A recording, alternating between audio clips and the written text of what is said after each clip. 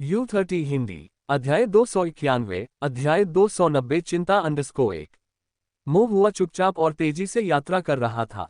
अंततः वह घर लौट सका और उसका मूड कुछ हल्का हो गया। बिग ब्लैक माउंटेन के गहरे पहाड़ ऐसे थे जैसे वे रास्ते में हो, अभी भी वनस्पतियों से भरे हुए और घने कोहरे में लिपटे हुए, जिससे दिशाओं का भेद करना मुश्किल हो रहा था। लेकिन पहले के विपरीत अब मोह हुआ कि दिव्य इंद्रिय में घास का हर तिनका, हर पेड़ और हर चट्टान अधिकाधिक स्पष्ट हो गया। उनकी दिव्य अनुभूति अधिक प्रबल थी, उनकी दृष्टि अधिक दूर तक जाती थी, तथा उनकी अनुभूति अधिक सूक्ष्म थी। धूमिल वन में राक्षस शिकारियों के तीसरे गृहस्वामी द्वारा स्थापित कोहरा संरचना अब एक माकर की तरह थी, जो स्पष्ट रूप से महुआ को मार्ग दिखा रही थी। नंगी आंखों से देखने पर यह सब धुंध जैसा प्रतीत होता था, लेकिन महुआ की दिव्य दृष्टि में रास्ते अलग अलग थे, जिनकी सीमाएं स्पष्ट और तीखी थीं।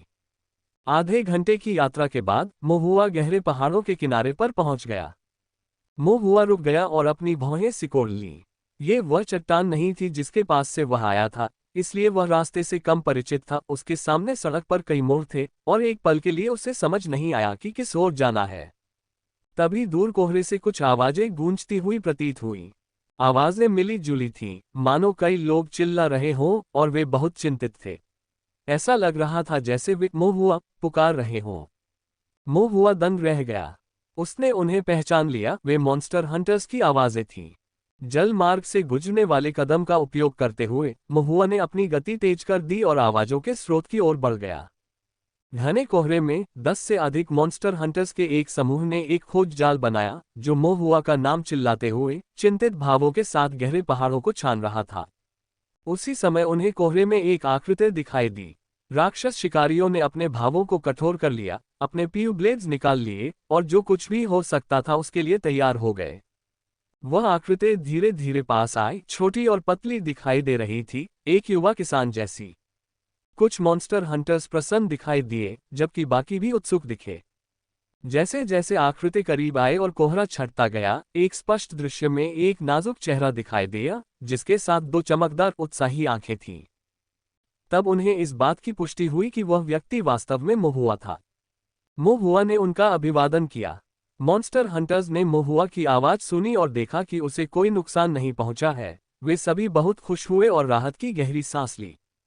हमने महुआ को ढूंढ लिया है, एक मॉन्स्टर हंटर खुशी से चिल्लाया। अन्य लोगों ने भी यह संदेश आगे बढ़ाया। कुछ ही देर में घने कोहरे में मॉन्स्टर हंटर्स की आवाजें लहरों की तरह उठने और गिरने लगीं। हमने महुआ को ढूंढ लिया है, महुआ मिल गया है, वह मिल गया है। अल्पविराम। महुआ वहीं जड़वत खड़ी रही, उसे पीड़ा और ग्लानि दोनों महसूस हो रही थी। इतने सारे लोग उसकी परवाह करते थे कि वे उसे ढूंढने के लिए पहाड़ों में भी चले गए। ऐसा लग रहा था कि उसने सबको परेशान कर दिया है। महुआ को यह भी याद आया कि उस रात बूढ़े दुष्ट साधक ने तीसरे गृहस्थ से क्या कहा था। मॉन्स्टर हंटर्स के साथ कुछ हो रहा है, इन माउंटेन में परेशानी है। वह इस बात को लेकर उत्सुक था कि इन माउंटेन पर क्या मुसीबत आ पड़ी है। ये पता चला कि इन माउंटेन में सबसे बड़ी घटना उसका स्वयं का गायब होना था। जब कई साल पहले कियान परिवार का मुख्य बुजुर्ग गायब हो गया, तो पूरे कियान कबीले ने अपने सभी शिष्यों को खोजी जाल बनाने के लिए तैनात किया, तथा खतरों के बावजूद उसकी तलाश में गहरे पहाड़ों में चले गए। अब मॉन्स्टर हंटर्स महुआ के लिए भी यही कर रहे थे। महुआ की आंखें दुखने लगीं और उसे कई तरह की जटिल भावनाएं महसूस हुईं। थोड़ी देर बाद महुआ ने एल्डर यू को देखा और खेद महसूस करते हुए कुछ कहने ही वाला था, लेकिन एल्डर यू ने उसे बीच में ही रोक दिया। जब हम वापस आएंगे तब बात करेंगे, एल्डर यू ने कहा। एल्डर यू के चेहरे पर एक उलझन भरी अभिव्यक्ति थी।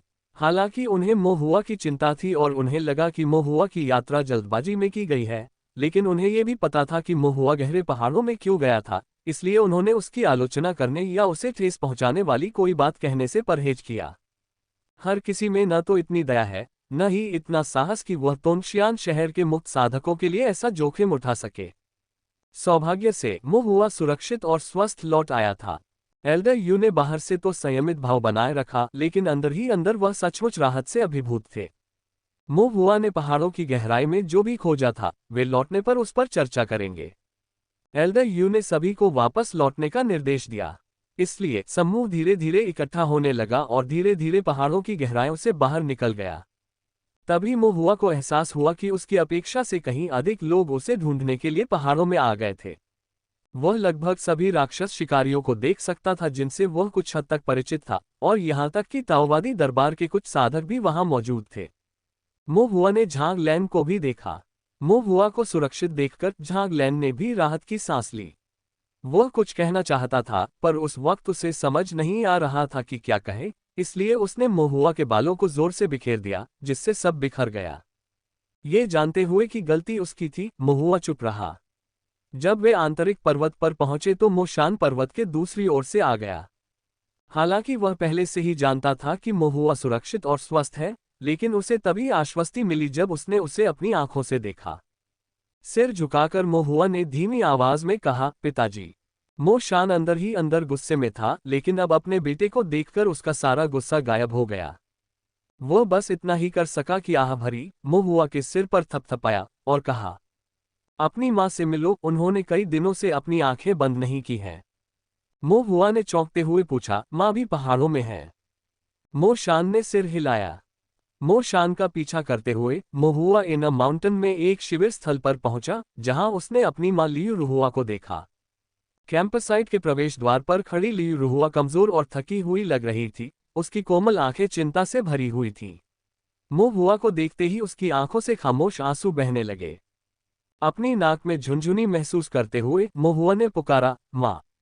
लियुरुहुआ ने महुआ के कुछ कहने का इंतजार नहीं किया। वह दौड़कर उसके पास गई और उससे कसकर गले लगा लिया, उसकी बाहें कांप रही थीं। वह उससे इस तरह लिपट गई मानो उसे डर हो कि वह एक क्षण में उसकी पकड़ से गायब हो जाएगा। इन दिनों के दौरान वह इतनी चिंतित थी कि वह सो नहीं सकी, और सभी के प्रयासों के बावजूद वे महुआ का पता नहीं लगा सके। उसे डर था कि वह अपने बच्चे को फिर कभी नहीं देख पाएगी। उसे डर था कि एक दिन महुआ को देखने की इच्छा भी असंभव हो जाएगी। लियुरुहुआ ने महुआ को काफी देर तक पकड़े रखा, उसके बाद वह शांत हुई। पश्चाताप से अभिभूत महुआ ने माफी मांगी, माँ, मुझे माफ कर दो। आंखों में आंसू के साथ लियुरुहुआ ने राहत की सांस ली और अपना सिर हिलाया। हालांकि तुम अभी छोटी हो, लेकिन तुम में पहले से ही काफी क्षमताएं हैं और तुम सही गलत में फर्क कर सकती हो, और हर मामले में तुम्हारी अपनी राय भी होती है। माँ तुम्हें दोष नहीं देती, लेकिन तुम्हें याद रखना चाहिए, इस दुनिया में बहुत से लोग हैं जो तुम्हारी चिंता करते हैं, और तुम जो भी करो तुम्हें सबको परेशान नहीं करना चाहिए। चाहे कुछ भी हो जाए, तुम्हें हमेशा अपने माता पिता को बताना चाहिए। महुआ ने गंभीरता से सिर हिलाया। माँ, मुझे याद है, उसने वादा किया। लियुरुहुआ ने अपने बेटे के आकर्षक चेहरे और उसकी पानी जैसी साफ आंखों को देखा और उससे अलग होने का ख्याल भी बर्दाश्त नहीं कर सकी। उसने उसे और आगाह किया, इसके अलावा चाहे कुछ भी हो जाए, आपको हर कीमत पर अपने जीवन की रक्षा करनी होगी। दुनिया में अनगिनत खजाने हैं, लेकिन तुम्हारे पिता और मेरे लिए तुम सबसे अनोखे और अनमोल हो। अमरता की चाहत भी तुम्हारी सुरक्षा से ज्यादा महत्वपूर्ण नहीं है। लियुरुहुआ की निगाहें कोमल और गहन थीं। महुआ को और भी अधिक अपराध बोध हुआ। उसने सोचा कि उसने अपने माता पिता की भावनाओं पर विचार किया है, लेकिन उसे एहसास हुआ कि वह कुछ भी नहीं समझ पाया। उसने अपने माता पिता की ओर से कुछ चिंता की आशंका तो जताई थी, लेकिन उनकी चिंता की सीमा के बारे में कभी नहीं सोचा था। इस दुनिया में एक बच्चे की अपने माता पिता के प्रति चिंता एक माता पिता की अपने बच्चे के प्रति चिंता की तुलना में बहुत कम है, 10वां हिस्सा या शायद उससे भी कम। अगली बार उसे सभी को, विशेषकर अपने माता पिता को, चिंता में नहीं डालना चाहिए। महुआ ने अपने दिल में यही निश्चय किया और फिर उसने गंभीरता से लियुरुहुआ को आश्वस्त किया। माँ, चिंता मत करो, मैं बहुत लंबे समय तक अच्छी तरह जीवित रहूंगी जब तक कि अमरता प्राप्त न हो जाए। और आप और पिताजी भी उतने ही लंबे समय तक जीवित रहेंगे और अमरता भी प्राप्त करेंगे। लियुरुहुआ ने उसकी बातों को गंभीरता से नहीं लिया, लेकिन उसका दिल अभी भी संतुष्टि से भरा था।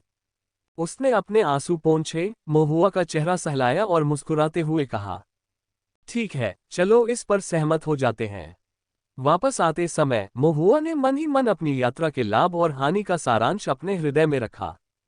कुल मिलाकर ब्लैक माउंटेन गढ़ में घुसपैठ करना घटनापूर्ण था, लेकिन इसमें कोई खतरा नहीं था। हालांकि सावधानीपूर्वक विचार करने पर उन्होंने महसूस किया कि उनके सामने आने वाली कई स्थितियां काफी खतरनाक थीं।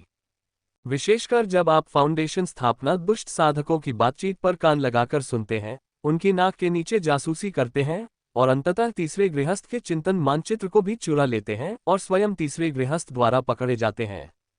ये क्रियाएं बाघ के मुंह से दांत निकालने या आग से अखरोट निकालने के समान थीं।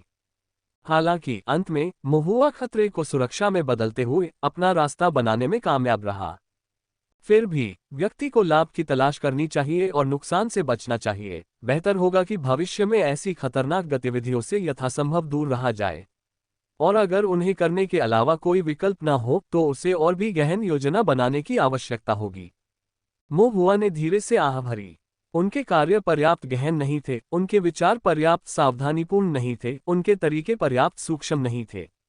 सबसे महत्वपूर्ण बात यह है कि उसने अपने माता पिता सहित सभी को चिंतित कर दिया था। महुआ ने इसे दिल से लिया। साधना जगत असीम था, ताओ साधना का मार्ग लंबा और घुमावदार था। वह अभी भी युवा था और उसका अनुभव उथला था। उसके पास बहुत कुछ कमी थी और उसे अभी भी बहुत से अनुभवों को सहना था तथा उतनी ही चीजें सीखनी थीं। अगर उसके कार्यों में कोई चूक हुई है तो उसे उस पर गहराई से विचार करना चाहिए। तभी वह अपने अनुभवों से लाभ उठा सकेगा और भविष्य में और मजबूत कदम उठा सकेगा। महुआ ने खुद को सिर हिलाया। अपनी गलतियों पर विचार करने के बाद महुआ ने अपनी यात्रा से प्राप्त लाभों के बारे में सोचना शुरू किया।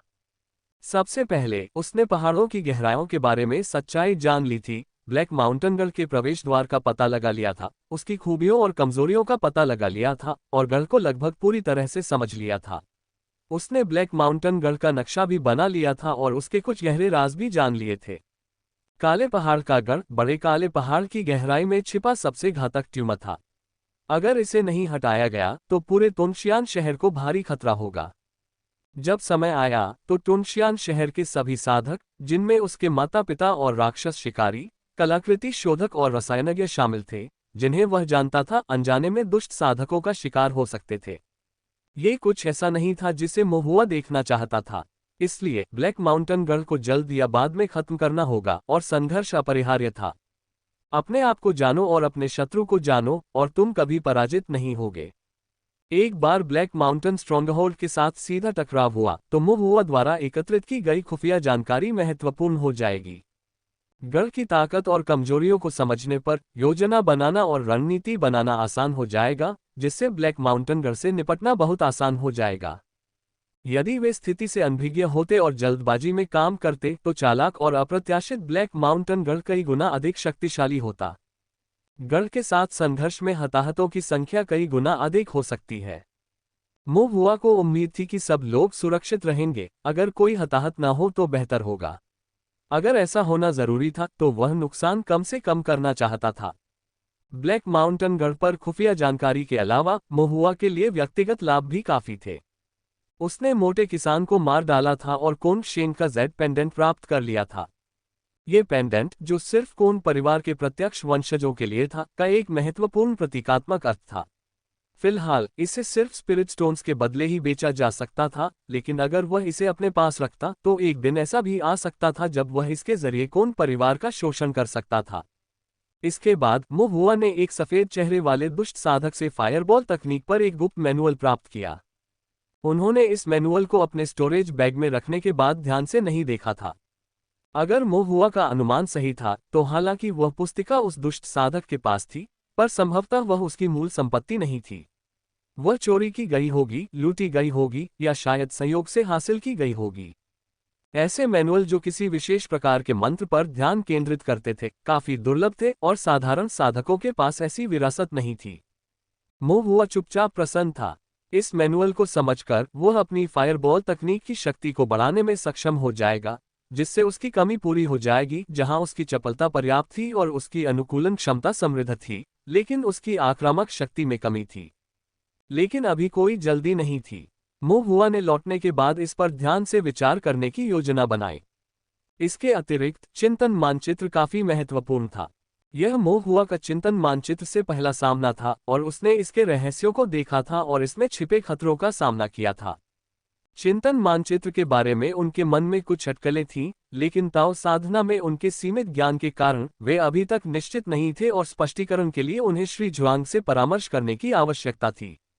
चिंतन मानचित्र की बदौलत महुआ की दिव्य अनुभूति में नाटकीय रूप से वृद्धि हुई, जो अब आधार स्थापना के बराबर थी। उसने एक पैटर्न वाला ग्रेड 1 रिवर्स्ड स्पिरिट फॉर्मेशन भी बनाया, जिसे स्वर्गीय दाओ के मानकों के अनुसार एक विसंगति माना जाता है। बैकवोट श्री जुआंग ने संभवतः इसकी उम्मीद नहीं की थी। महुआ को गुप्त रूप से विजय का एहसास हुआ और वह सोचने लगा कि क्या उसकी वापसी से मिस्टर जुआंग को डर लगेगा।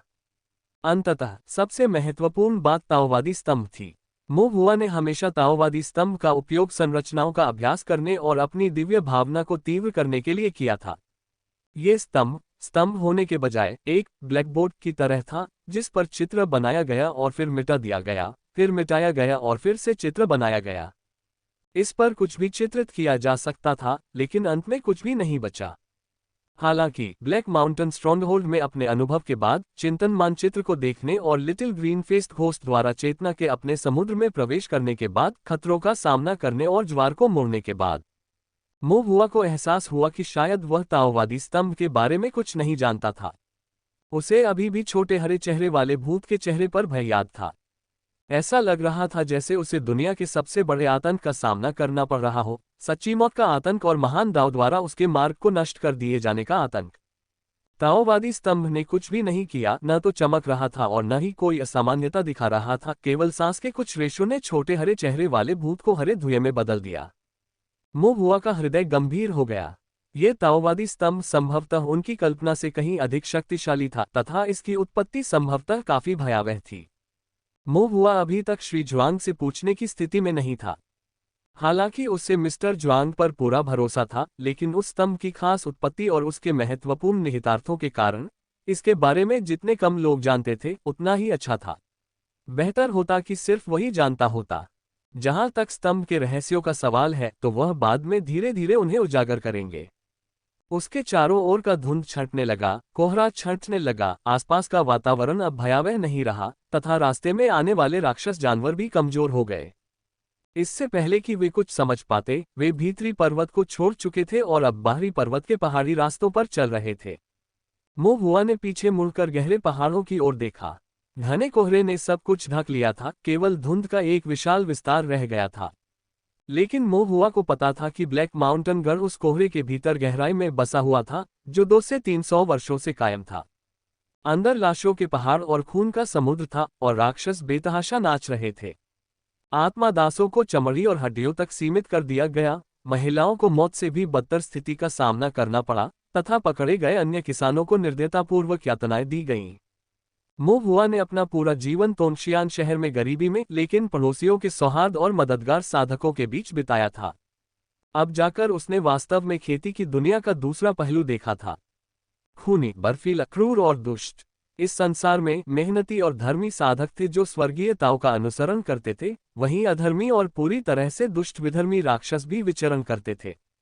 कुछ साधक न केवल लोगों को मारते थे, बल्कि उनका खून भी पीते थे, उनकी आध्यात्मिक शक्ति को अवशोषित करते थे, लोगों को मनुष्य नहीं बल्कि आत्मा के दास, रक्त के दास मानते थे, जो केवल आत्मा के पत्थरों को सांस के माध्यम से ग्रहण करते थे। यह एक कुत्ते खाओ कुत्ते दुनिया थी। महुआ को समझ में आ गया कि केवल प्रशिक्षण सीखना ही पर्याप्त नहीं है। यदि उसकी साधना मजबूत होती, तो वह ब्लैक माउंटेन स्ट्रॉन्गहोल्ड में सभी निर्दोष साधकों को बचा सकता था, बजाय इसके कि वह उन्हें दुष्ट साधकों द्वारा उनकी मृत्यु तक सताए जाते देखने के लिए मजबूर होता। उन दुष्ट साधकों को मारने के लिए किसी चालाक योजना की आवश्यकता नहीं होगी, केवल एक अग्निगोला तकनीक ही उन्हें जलाकर मार सकती है। और यदि उसकी साधना इतनी अधिक थी कि वह अधिक शक्तिशाली संरचनाओं को समझ सके, तो वह एक पृथ्वी अग्नि महान संरचना भी स्थापित करने में सक्षम हो सकता था, जो पूरे ब्लैक माउंटेन गढ़ को स्वर्ग में भेज सकती थी। अंततः साधना साधक की आधारशिला है, संरचनाएं अस्तित्व का आधार है, और मंत्र आत्मा सुरक्षा के तीखे हथियार हैं। इन तीनों में से किसी की भी कमी नहीं हो सकती। उसे सभी के लाभ के लिए संरचनाओं के माध्यम से स्वर्गीय दाव को समझना था, साथ ही दुष्ट राक्षसों को खत्म करने के लिए अपनी साधना के साथ शक्तिशाली मंत्रों में निपुणता हासिल करनी थी। महुआ के विचार स्पष्ट हो गए और उसकी आंखें अधिक दृढ़ हो गईं। लियू रुहुआ उसके पास खड़ी थी। उसकी खुशी से भौहें चढ़ती देख वह सोच रही थी कि वह क्या सोच रहा होगा, और आखिरकार मानो मन बना ही रहा हो, उसकी अभिव्यक्ति गंभीर हो गई। यहाँ तक कि चुपचाप महुआ को उसके बगल में देखते रहने से भी उसे बहुत अधिक सहजता महसूस हुई। लियू रुहुआ राहत से मुस्कुराई, उसकी निगाहें पानी की तरह कोमल थीं। बैकवॉट लोगों का एक समूह धड़धड़ाते हुए तोंगशियान शहर की ओर लौट आया। एल्डर यू ने बाकियों को विदा कर दिया और सिर्फ मोहुआ, मोशान, यू चेंगई, यू चेंगवू और ताओवादी दरबार की झांग लैन ही बचे। एल्डर यू सभी को दक्षिणी सिटी रिफाइनरी शॉप के अतिथि कक्ष में ले आए, जहां आसपास कोई नहीं था और एक फॉर्मेशन द्वारा कुछ गोपनीयता सुनिश्चित की गई थी। वहां उपस्थित सभी लोग समझ गए कि एल्डर यू क्या करना चाहते थे और उनके चेहरे पर उदासी छा गई। चाय की चुस्की लेने के बाद एल्डर यू ने मोहुआ से पूछा, तो क्या वास्तव में पहाड़ की गहराई में पाप साधक है? मोहुआ हमेशा उचित माप तौलकर काम करता था। इना माउंटेन में उसका इतना लंबा प्रवास जरूर किसी खोज के कारण रहा होगा। आंतरिक पर्वत के बारे में पिछले अनुमानों पर विचार करते हुए एल्डर यू को संदेह हुआ कि मोहुआ ने जो पहले उल्लेख किया था वह वास्तव में सच हो सकता है। बड़े काले पर्वत की गहराई में पाप साधकों का एक समूह हो सकता है और उनकी शक्ति शायद कम नहीं होगी। फिर भी मोहुआ ने अपना सिर हिलाया, वे पाप साधक नहीं हैं। एल्डर यू क्षण भर के लिए स्तब्ध रह गए और फिर उन्होंने राहत की सांस ली। जब तक वे पाप साधक नहीं हैं, वे दुष्ट साधक हैं, मोहुआ ने घोषणा की। एल्डर यू का हाल ही में शांत हुआ हृदय पुनः तनावग्रस्त हो गया और वे आश्चर्य से चिल्ला उठे, दुष्ट साधक। मोहुआ ने सिर हिलाया। मोशान और अन्य लोग कुछ आश्चर्यचकित दिखे और झांग लैन की अभिव्यक्ति गंभीर हो गई जब उसने पूछा, उनमें से कितने हैं? सैकड़ों। क्या आप अधिक विशिष्ट हो सकते हैं? लगभग 5 या 600। एल्डर यू सहित सभी ने तेजी से सांस ली। 5 या 600 दुष्ट साधक। दुष्ट साधक सामान्य साधकों से भिन्न होते हैं, वे दुष्ट कौशलों का अभ्यास करते हैं जिन्हें ताओवादी दरबार द्वारा मान्यता प्राप्त नहीं है। ऐसे कौशल आमतौर पर तेजी से विकसित होते हैं, अत्यधिक शक्तिशाली होते हैं और उनके विचित्र और अप्रत्याशित प्रभाव होते हैं जिससे उनसे निपटना बहुत मुश्किल हो जाता है। ताओवादी दरबार द्वारा वांछित दुष्ट साधक आमतौर पर अकेले रहते हैं, वे शायद ही कभी समूहों में काम करते हैं। हालांकि सभी को आश्चर्य हुआ जब पता चला कि बड़े काले पहाड़ की गहराई में 5 या 600 दुष्ट साधक मौजूद थे। झांग लैन हालांकि आश्वस्त थी कि मोहुआ झूठ नहीं बोलेगा, वह कहने से खुद को नहीं रोक सकी। क्या आप निश्चित हैं कि आपने गलत नहीं देखा? मोहुआ ने उत्तर दिया, मैंने उन्हें अपनी आंखों से देखा है और यहाँ तक कि मैंने उन्हें स्वयं गिना भी है। झांग लैन ने सिर हिलाया, फिर अचानक उसे एहसास हुआ कि कुछ गड़बड़ है। आपने उन्हें अपनी आंखों से देखा और यहाँ तक कि उन्हें खुद गिना और उन्होंने आपको बस देखने दिया। मैंने छिपने की तकनीक सीख ली है, वे मुझे नहीं देख सकते। छिपाव तकनीक। तभी झांग लैन को याद आया कि मोहुआ ने छिपाने की तकनीक सीख ली थी। हालांकि उसे पहले से ही पता था, फिर भी यह विचार झांग लैन को अविश्वसनीय लगा। ये युवक मोहुआ वास्तव में 5 या 600 दुष्ट साधकों की उनकी नाक के नीचे जासूसी करने में कामयाब रहा और बिना किसी नुकसान के पीछे हट गया। झांग लैन को लगा कि उसे चौंक जाना चाहिए, लेकिन किसी तरह वह और अधिक आश्चर्य नहीं कर सका। वह इसके प्रति सुन्न हो गया था और अंदर ही अंदर उसने महसूस किया कि चाहे घटना कितनी भी अपमानजनक क्यों न हो, जब यह मोहुआ से संबंधित थी तो यह अजीब नहीं लग रही थी। तुम बहुत बहादुर हो। तब एल्डर यू ने फिर पूछा, आप और क्या जानते हैं? एक पल सोचने के बाद मोहुआ ने धीरे धीरे विवरण जोड़ना शुरू किया। दुष्ट साधक पहाड़ों में एक गढ़ में एकत्रित हुए हैं जिसे ब्लैक माउंटेन गढ़ कहा जाता है। ब्लैक माउंटेन गढ़, ये सुनकर सभी के चेहरे पर गंभीरता छा गई। उस गढ़ का नाम, जहां बिग ब्लैक माउंटेन की गहराई में रहने वाले दुष्ट साधक एकत्रित हुए थे, सुनने मात्र से ही अशुभ लगता था। क्या आप ब्लैक माउंटेन गढ़ का स्थान जानते हैं? यू चेंगई ने पूछा। मोहुआ ने एक नक्शा तैयार किया जिस पर 2 रेखाएं अंकित थीं। यह नक्शा मोहुआ की स्मृति से लिया गया पहाड़ का एक सरलीकृत दृश्य था। एक रेखा उस रास्ते को दर्शाती थी जिससे मोहुआ वहां पहुंचा था, जो चट्टानों के बीच छिपे पहाड़ी रास्तों को काटते हुए सीधे ब्लैक माउंटेन स्ट्रॉन्गहोल्ड के प्रवेश द्वार तक जाता था। दूसरी रेखा उस रास्ते को दर्शाती थी जिस पर मोहुआ वापस लौटता था, जो ब्लैक माउंटेन स्ट्रॉन्गहोल्ड के द्वार से शुरू होकर किनारे की ओर इनर माउंटेन तक जाता था। मानचित्र पर चिन्हित मार्ग मोहुआ की स्मृति पर आधारित थे और संभवतः पूरी तरह सटीक नहीं थे, लेकिन सामान्य दिशा सही थी। सभी लोग नक्शे को देखकर कुछ आश्चर्यचकित हो गए। जैसा कि एक फॉर्मेशन मास्टर से अपेक्षा की जाती है, आपकी स्मरण शक्ति प्रभावशाली है, झांग लैन ने टिप्पणी की, फिर उत्सुकता से पूछा, लेकिन गहरे पहाड़ों में इतने घने कोहरे के साथ आपने मार्गों को कैसे पहचाना? क्योंकि मैं एक फॉर्मेशन मास्टर हूं, मुहुआ ने समझाया।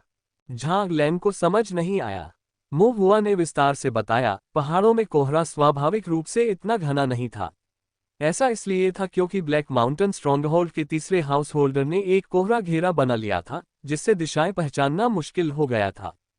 लेकिन एक फॉर्मेशन मास्टर के रूप में उन्होंने जो फॉर्मेशन निर्धारित किया, उससे मेरे लिए दिशाएं निर्धारित करना वास्तव में आसान हो गया। झांग लैन ने सिर हिलाया, ये सोचते हुए कि यह वास्तव में सौभाग्य की बात है कि मोहुआ एक फॉर्मेशन मास्टर था, अन्यथा उन्हें पता ही नहीं चलता कि पहाड़ में घना कोहरा ऐसे कारणों से था। भले ही वे जानते हों कि कोहरा एक संरचना का परिणाम था, वे संरचना मास्टर नहीं थे, वे संरचनाओं को नहीं समझते थे, और कोहरे में लिपटे पहाड़ को देखकर वे कोई सुराग नहीं निकाल पाते। इस प्रकार की अंतर्दृष्टि केवल मोहुआ ही समझ सकता था, जो संरचनाओं का जानकार और तेज दिमाग वाला था। झांग लैन को इस रहस्योद्घाटन पर आंतरिक रूप से आश्चर्य हुआ। ये सुनकर मो शान की अभिव्यक्ति बदल गई और उसने पूछा, तीसरा गृहस्वामी? मोहुआ ने सिर हिलाया और कहा, ब्लैक माउंटेन स्ट्रॉन्गहोल्ड का घरेलू नेता एक नींव निर्माण करने वाला दुष्ट साधक है। मो शान की अभिव्यक्ति तनावपूर्ण हो गई। कुल कितने घरेलू नेता हैं? 4 हैं, मोहुआ ने जवाब दिया। सभी लोग एक दूसरे की ओर देखने लगे, उनके चेहरे पर उदासी बढ़ती जा रही थी। एल्डर यू ने पूछा, इन 4 गृहस्थों के बारे में आप और क्या जानते हैं? मोहुआ ने सिर हिलाया, मुझे इसके बारे में केवल 2 दुष्ट साधकों को रात की ड्यूटी पर बातचीत करते हुए सुनने से पता चला। बेशक उन 2 दुष्ट साधकों को पहले ही उसके द्वारा धोखे से मार दिया गया था।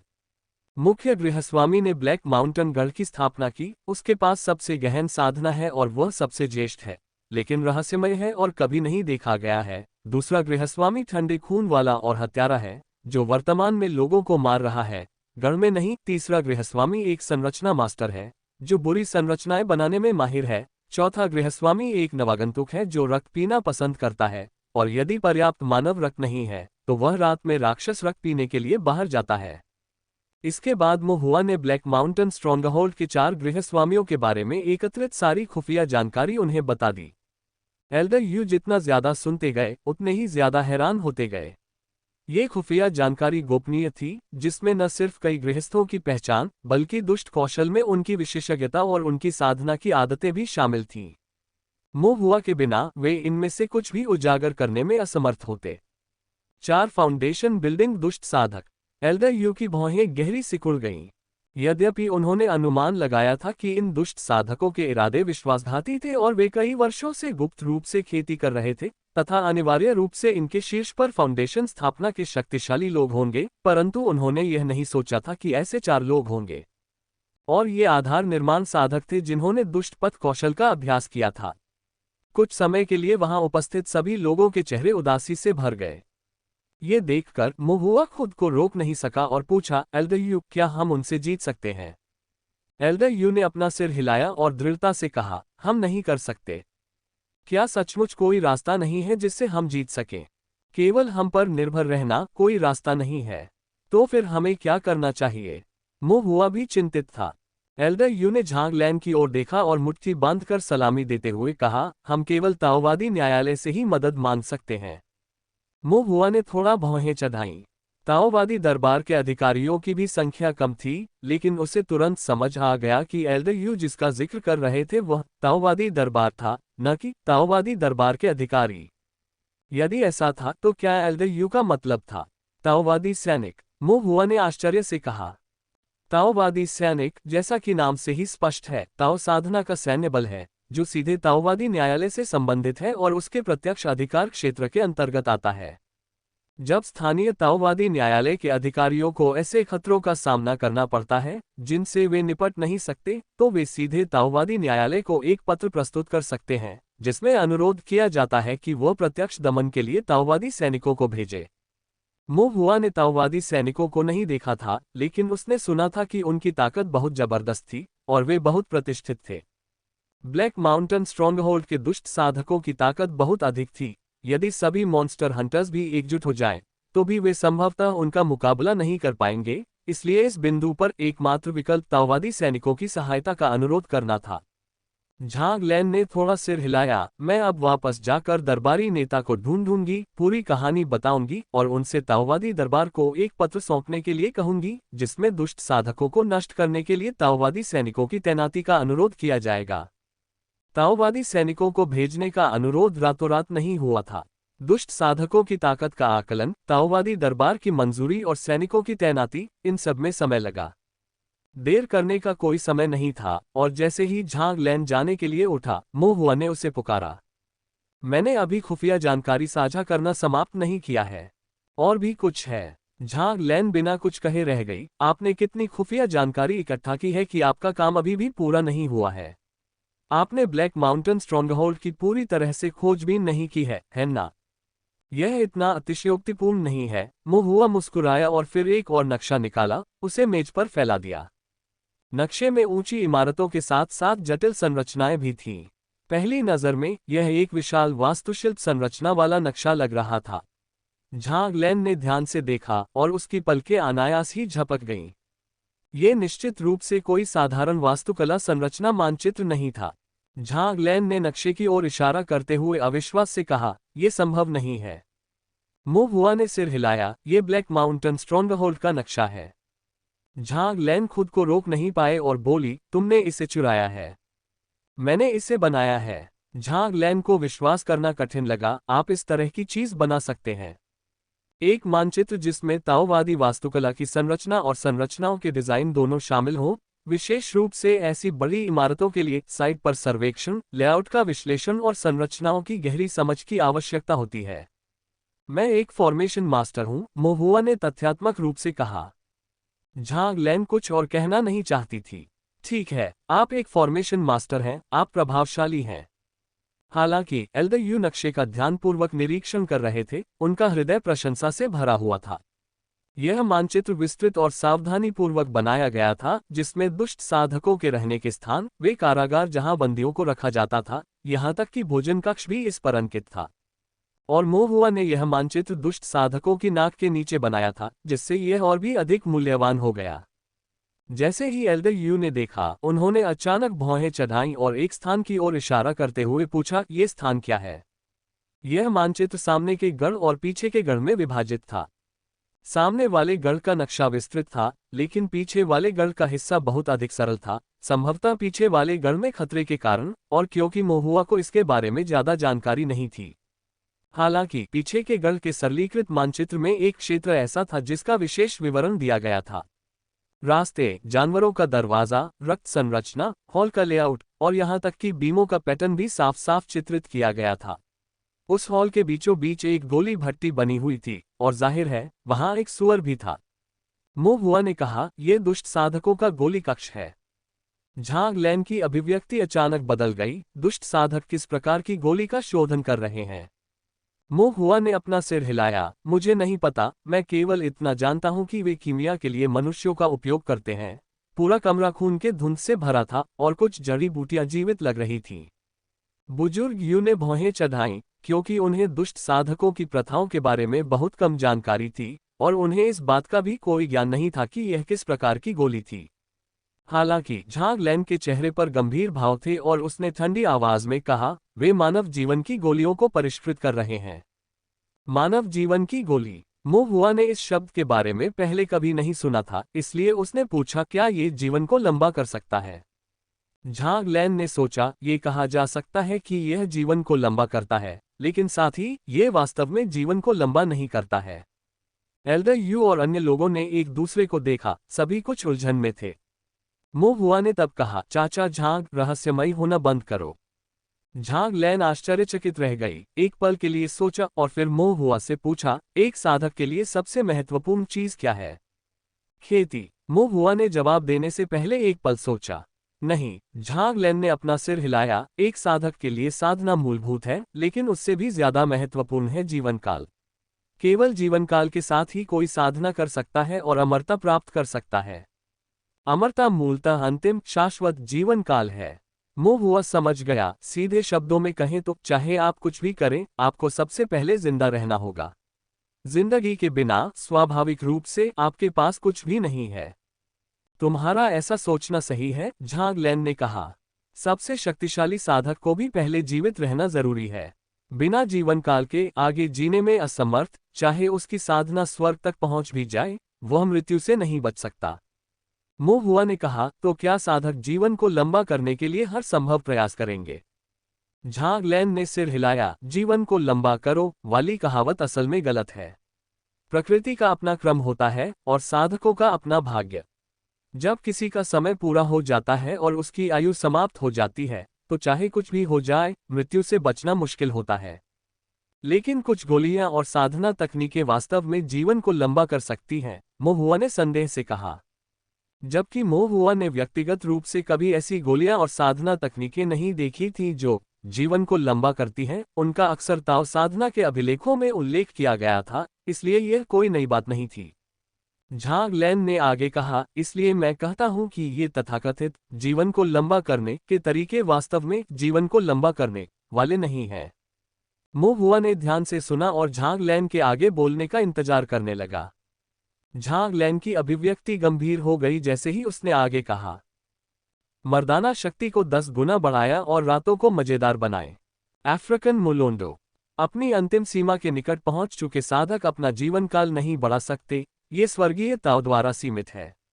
साधकों के लिए तथाकथित जीवन विस्तार आमतौर पर 2 परिदृश्यों में होता है। एक है साधना तकनीकों या गोलियों के माध्यम से भौतिक शरीर और शिरोबिंदुओं को अनुकूल बनाना, अनावश्यक चीजों को हटाना, बीमारियों को दूर करना और इस प्रकार जीवनकाल को बढ़ाना।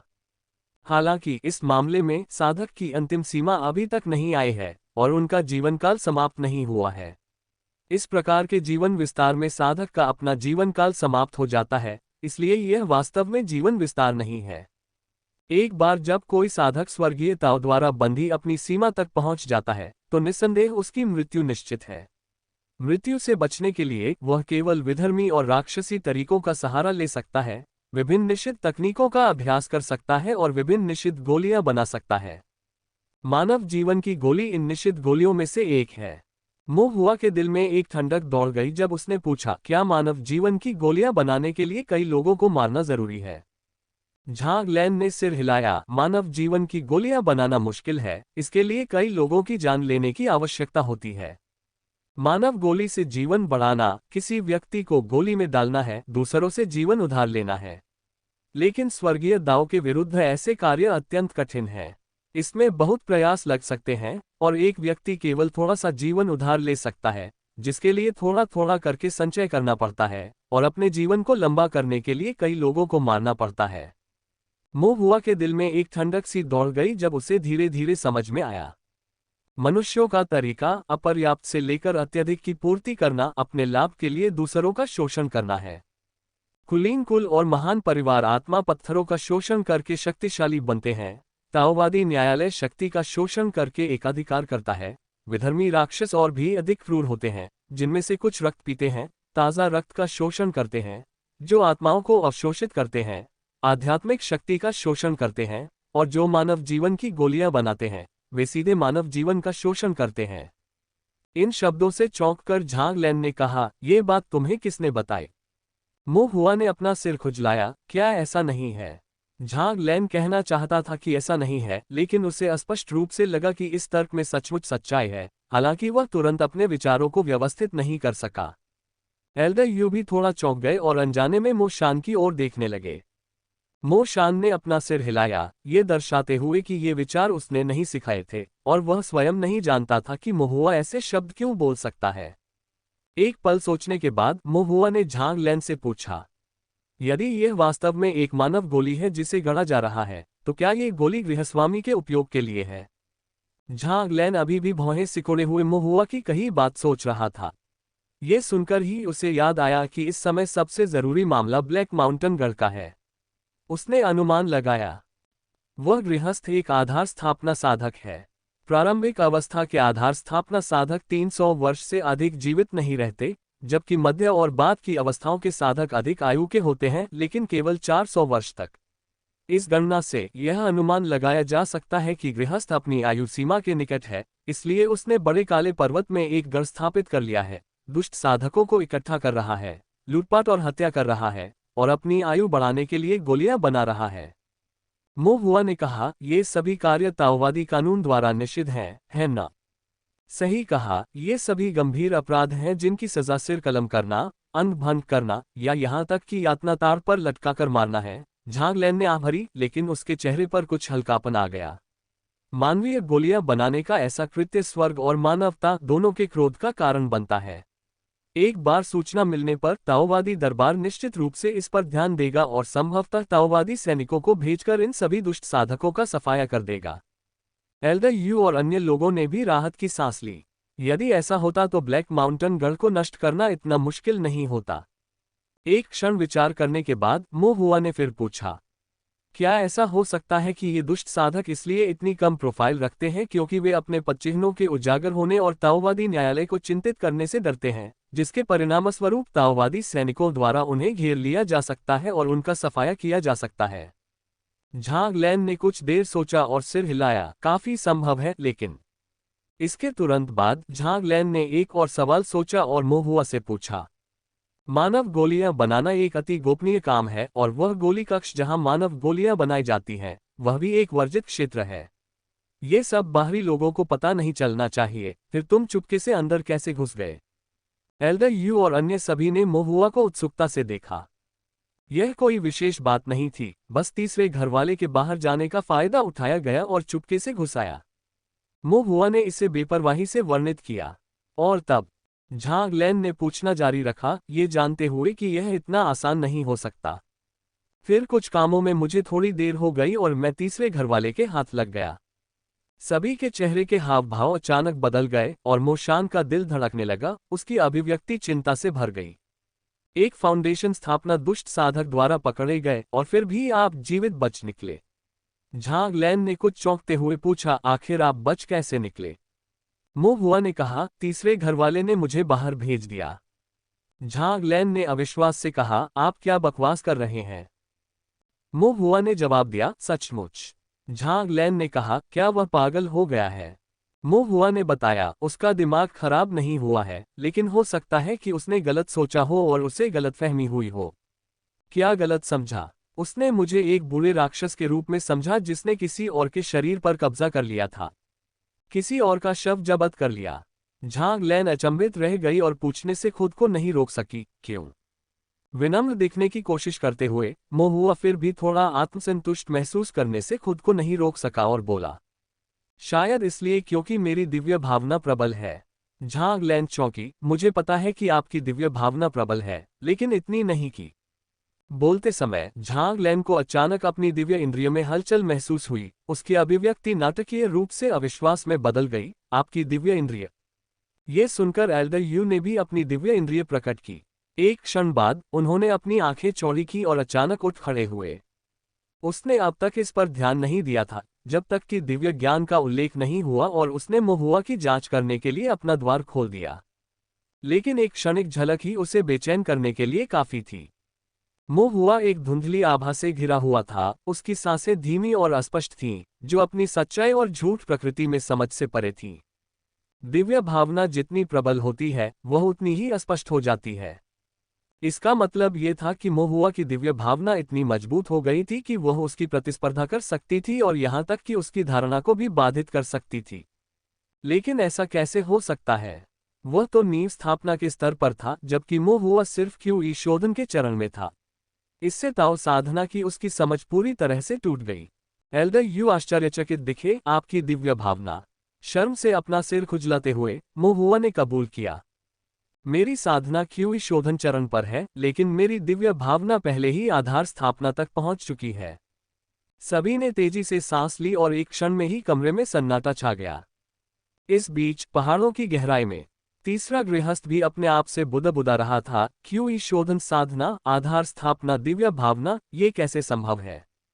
उसे एहसास हुआ कि कुछ गड़बड़ है।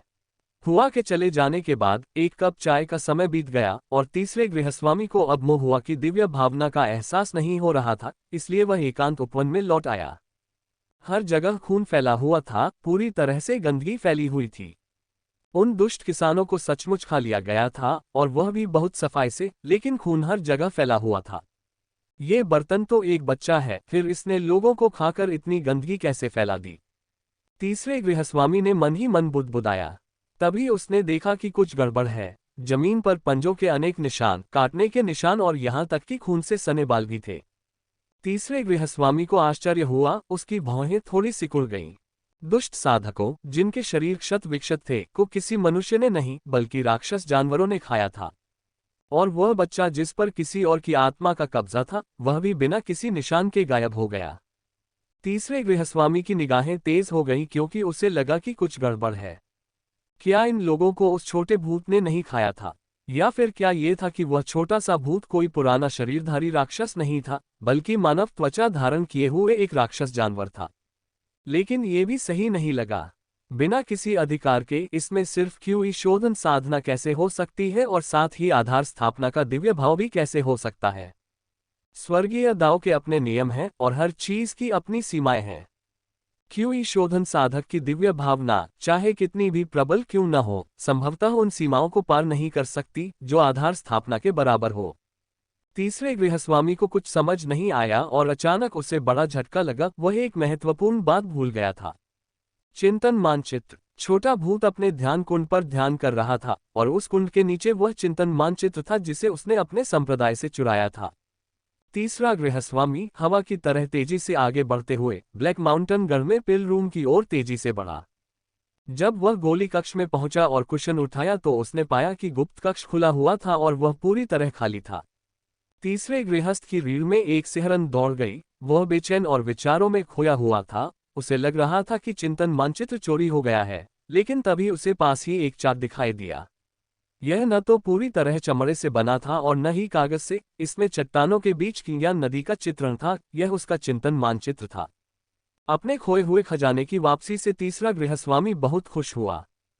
किसी ने उसके छिपे हुए डिब्बे को खोलकर उसका चिंतन मानचित्र निकाल लिया था, लेकिन उसका वास्तविक मूल्य नहीं पहचान सका और उसे एक तरफ फेंक दिया। ये चिंतन मानचित्र था, वह खजाना जिसका अनगिनत फॉर्मेशन मास्टर सपना देखते हैं। तीसरे गृहस्वामी ने राहत की सांस ली और अत्यंत सावधानी से चिंतन मानचित्र को खोला, लेकिन अचानक उसके चेहरे पर मुस्कान जम गई। नक्शा अब भी वही नक्शा था, पहाड़ अब भी वही पहाड़ था, चट्टान अब भी वही चट्टान थी, यहाँ तक कि चट्टान के पास बहती धारा और चट्टान पर लगी काई भी पहले जैसी ही थी। लेकिन एक चीज गायब थी, वह था छोटा ताओवादी बच्चा। स्माइलिंग फेस कैजुअल डेट बस एक क्लिक दूर है। आज ही साइन अप करें और अपने क्षेत्र की महिलाओं से मिलना शुरू करें। तीसरे गृहस्थ के हाथ कांपने लगे। उन्होंने तुरंत नक्शा वापस रख दिया, पद्मासन में बैठ गए, मन को बलपूर्वक दबाया और एक बार फिर नक्शे पर विचार करने लगे। लेकिन चाहे उसने कितनी भी बार चिंतन किया हो, वह नक्शे के भीतर के सार से जुड़ नहीं पाया, न ही उसकी दिव्य भावना थोड़ी सी भी बढ़ी। तीसरे गृहस्वामी को आश्चर्य भी हुआ और क्रोध भी आया। चिंतन मानचित्र नष्ट हो गया था। अब यह उसकी दिव्य अनुभूति को और नहीं बढ़ा सकता था। तीसरे गृहस्थ का रंग धीरे धीरे फीका पड़ने लगा। अपने दिव्य बोध को बढ़ाने वाले चिंतन मानचित्र के बिना उसके गठन ज्ञान को आगे बढ़ाना बहुत कठिन होगा। वह द्वितीय श्रेणी फॉर्मेशन मास्टर बनने से सिर्फ एक कदम दूर था, लेकिन अब वह कदम बहुत दूर लग रहा था। मेरे चिंतन मानचित्र को किसने नष्ट कर दिया? तीसरे गृहस्वामी अपने क्रोध को नियंत्रित करने में असमर्थ थे और महुआ के बारे में सोचने लगे। क्या यह उस छोटे भूत ने किया था? लेकिन वह चिंतन मानचित्र को नष्ट करने में कैसे कामयाब हुआ? तीसरे गृहस्वामी ने गहराई से विचार किया। चिंतन मानचित्र में दृश्य तो वही था, केवल ताओवादी बालक गायब था। ताओवादी बालक क्यों गायब हो गया था और कहाँ चला गया था? महुआ के सुंदर चेहरे और मासूम मुस्कान की छवि तीसरे गृहस्वामी के दिमाग में आई और एक अविश्वसनीय अटकलें उभरी। क्या वह छोटा सा भूत वास्तव में चिंतन मानचित्र वाला ताओवादी बालक हो सकता है? नहीं, यह असंभव है। तीसरे गृहस्वामी ने बार बार अपना सिर हिलाया। फिर भी उसके दिल में जितना अधिक वह इसके बारे में सोचता, उतना ही अधिक ये बात विश्वसनीय लगती, विशेष रूप से उनकी मुस्कुराहटों के बीच समानता, दोनों मासूमियत से खुश और हल्की सी शरारत की झलक लिए हुए। तीसरे गृहस्वामी के हृदय में ठंडक के साथ साथ भय की भावना भी उत्पन्न हो गई। वह छोटा सा भूत उसे अब और भी कम दिखाई देने लगा था। क्या वह मानव था या भूत, कोई पुराना राक्षस जिसने शरीर धारण कर लिया था, या मानव त्वचा धारण करने वाला कोई राक्षस, चिंतन मानचित्र से ताओवादी बालक, या सिर्फ उसकी अपनी कल्पना का एक हिस्सा? मुझे उस छोटे भूत को पकड़ना होगा और उसकी उत्पत्ति के बारे में सच्चाई का पता लगाना होगा। तीसरे गृहस्वामी ने चुपचाप समाधान किया। जिन लोगों की गहराई को आप नहीं देख सकते, उनसे सम्मानजनक दूरी बनाए रखना ही सबसे अच्छा है। लेकिन उसका चिंतन मानचित्र खराब हो चुका था, और संभवतः इसके लिए वह छोटा सा भूत ही जिम्मेदार था। उसे उस छोटे से भूत को ढूंढकर उसकी तह तक जाना था। चिंतन मानचित्र के बिना उसकी दिव्य भावना धीरे धीरे बढ़ेगी, और गठन में सफलता प्राप्त करना और द्वितीय श्रेणी का गठन मास्टर बनना वास्तव में बहुत कठिन होगा। तीसरे गृहस्वामी ने भौहें चढ़ाईं। फॉर्मेशन के लिए उनकी प्रतिभा उच्च नहीं थी, और अन्य फॉर्मेशन मास्टर्स के विपरीत, जो फॉर्मेशन का अभ्यास करने में दिन रात कड़ी मेहनत करते थे, उन्हें ऐसा व्यवहार मूर्खतापूर्ण लगता था। गठन स्वर्गीय दाव को कायम रखता था और इसके लिए ज्ञान की आवश्यकता थी, न कि ऐसी चीज जिसे केवल कठिन अभ्यास से प्राप्त किया जा सकता था। यद्यपि उन्होंने एक टेढ़ा रास्ता अपनाया था तथा अपनी दिव्य भावना को बढ़ाने के लिए बुरे इरादों से भरे चिंतन मानचित्र का उपयोग किया था, फिर भी संरचनाओं में उनकी प्रगति औसत संरचना मास्टर्स की तुलना में बहुत तेज थी। कठिन अभ्यास से कोई रास्ता नहीं निकला। तीसरे गृहस्वामी के मन में निश्चय था, इसलिए चिंतन मानचित्र अप्रभावी हो गया, जिससे उसकी दिव्य भावना का विकास अवरुद्ध हो गया और साथ ही निर्माण तकनीकों में आगे बढ़ने का उसका रास्ता भी अवरुद्ध हो गया। मुझे उस बदमाश को ढूंढना होगा। यदि वह मानव है और क्यूई शोधन क्षेत्र में होने के बावजूद उसके पास फाउंडेशन स्थापना स्तर की दिव्य भावना है, तो उसके पास दिव्य भावना को बढ़ाने के लिए कुछ गुप्त तकनीक होनी चाहिए, और उसे उस पर अपना हाथ रखना चाहिए। अगर वह बच्चा चिंतन मानचित्र में ताओवादी बच्चा है, तो उसे मानचित्र में वापस सील करना होगा, और फिर चिंतन मानचित्र को उसकी मूल स्थिति में बहाल किया जा सकता है। वह अभी भी इसका उपयोग अपनी दिव्य भावना को मजबूत करने और द्वितीय श्रेणी के निर्माण गुरु बनने की दहलीज पर कदम रखने के लिए कर सकेगा। तीसरे गृहस्वामी की आंखों में एक ठंडी रोशनी छा गई, और फिर वह भ्रम में डूब गया। वह बदमाश इस समय कहाँ हो सकता है? मुंह हुआ जिसके बारे में तीसरा गृहस्वामी सोच रहा था, उस समय अपने घर पर था और अपनी माँ द्वारा उसके लिए तैयार किए गए भोजन का भरपूर आनंद ले रहा था। व्यंजनों से भरी एक पूरी मेज जो देखने और स्वाद दोनों को लुभाने वाली थी। अपने बाएं हाथ में उसने एक बड़ी रोटी पकड़ी हुई थी, और अपने दाहिने हाथ में उसने एक बड़ी मुर्गी की टांग पकड़ी हुई थी। उसके गाल उभरे हुए थे, उसकी आंखें अर्धचंद्राकार हो गई थीं। वह अपने आप से सोच रहा था, घर में बने खाने से बेहतर कुछ भी नहीं है। ब्लैक माउंटेन स्ट्रोंगहोल्ड का भोजन बहुत खराब था, वह वहां दोबारा कभी खाना नहीं खाएगा। ऐसा लग रहा था कि तीसरे घर के मालिक को कुछ भनक लग गई थी और उसने उस पर नजरें गड़ा दी थीं, लेकिन मुंह हुआ कि ब्लैक माउंटेन घर में फिर से प्रवेश करने की कोई योजना नहीं थी। जब तक ताओवादी न्यायालय इसके खिलाफ कार्रवाई नहीं करता, और केवल तभी वह उत्साह देखने जा सकता था। लेकिन अल्पावधि में ब्लैक माउंटेन गढ़ में प्रवेश करना असंभव था, और स्वाभाविक रूप से मुंह हुआ के पास गहरे पहाड़ों में फिर से प्रवेश करने का कोई मौका नहीं था। यदि तीसरा गृहस्वामी उसका इंतजार करना चाहता है, तो उसे हमेशा इंतजार करने दें। तब तक प्रतीक्षा करे जब तक वह सफलतापूर्वक अपना फाउंडेशन स्थापित नहीं कर लेता और फिर द्वितीय श्रेणी का फॉर्मेशन मास्टर नहीं बन जाता, उसके बाद ही वह उससे परेशान होगा। तब तक बिना किसी चाल या धोखे के भी उसे उससे डरने की कोई जरूरत नहीं होगी। अब मुंह हुआ का अगला लक्ष्य अपना फाउंडेशन स्थापित करना था। उसने बहुत समय पहले ही पर्याप्त मात्रा में स्पिरिट स्टोन्स जमा कर लिए थे। दक्षिणी शहर में रिफाइनरी शॉप और कीमियागर के व्यवसाय में उनका हिस्सा था। फुल्लू फूड बिल्डिंग से उन्हें लाभांश मिलता था, और वे ताओवादी दरबार से कुछ ऊन भी प्राप्त कर सकते थे। हालांकि ताओवादी दरबार से ऊन को बचाया जा सकता था, अप्रत्याशित जरूरतों के लिए रखा जा सकता था, और बाद में केवल तभी लिया जा सकता था जब उसे इसकी तत्काल आवश्यकता होती थी। ये झांग लैन की सलाह थी।